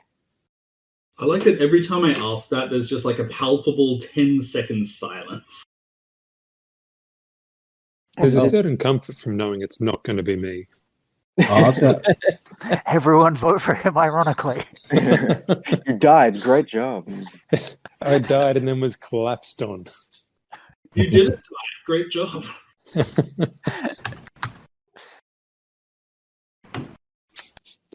I don't know. Mm. You're gonna have to go Morkan. You just dealt a shit ton of damage at the start there. But they're double nat 20s. My double fake nat 20s that we discovered afterwards. Oh yeah, that's right. Don't tell me that. All right, so we have one for Makan. I'd say Ciruimon just for basically pathfinding the beginning part of the dungeon, helping us be able to see. So one for Addison and one for Luke F. I'll go with Morkan. You got to give some recognition to the fact that he was carried halfway across a dungeon by a zombie. Oh, please, this is not halfway. This is like 10%. Yeah, why not? All right, so it looks like Morkan is our MVP. Addison, congratulations. You're going to get Thank you so much. 20 added on. That gives you a reserve of 3 nat 20s that you can use at any time. Again, I'm kind of regretting I didn't use that nat 1 on Michael. But and lastly, Addison, would you like to roll on the melee table, the mage table, or the rogue table? Ooh. I'm gonna go with the melee table, please. Melee table. Roll me 1d10. Can you cast Stone Skin on yourself? Actually, I think I can. I have Stone's Endurance as a reaction. Reduce damage you dealt to you by 1d12. Roll 1d10. 8. You have rolled an 8. So with an 8, ooh, you get a fun one. You guys are actually really good at picking out the magical items on this table. Oh, yeah. Okay, let me bring it up. On the other hand, I'm not entirely sure how much use you will get out of this. This is okay. Oh no, actually, scratch that. You can probably get you could have gotten a good lot of use out of it this session. You have picked up a ring of evasion. This ring has 3 charges and it regains 1d3 expended charges daily at dawn. When you fail a dexterity saving throw while wearing it, you can use your reaction to expend one of its charges to succeed on that saving throw instead. This is good because I have bad dexterity. You could have gotten out of that grapple so much easier. Yeah. This is good. Thank you very much, everyone. Someone just reaches up and is like, you know what? You're a good sport. Here, take this. All right. Last flavor on that one, I guess, is where did you actually pick it up in the course of the dungeon? What's in this little thing there? Just the silt and stuff? The slag? Correct. No, it's kind of. There's no reason for me to be digging through it. As I was beating the shit out of the one that was grappling me, I saw him wearing it. It was shiny. I'm like, what is this? Maybe this is why you were able to carry me for so long. And just the dead had it on his body as I was going through a cursory loot. Well, I guess it's better than, haha, picked his pocket, sucker. Yeah.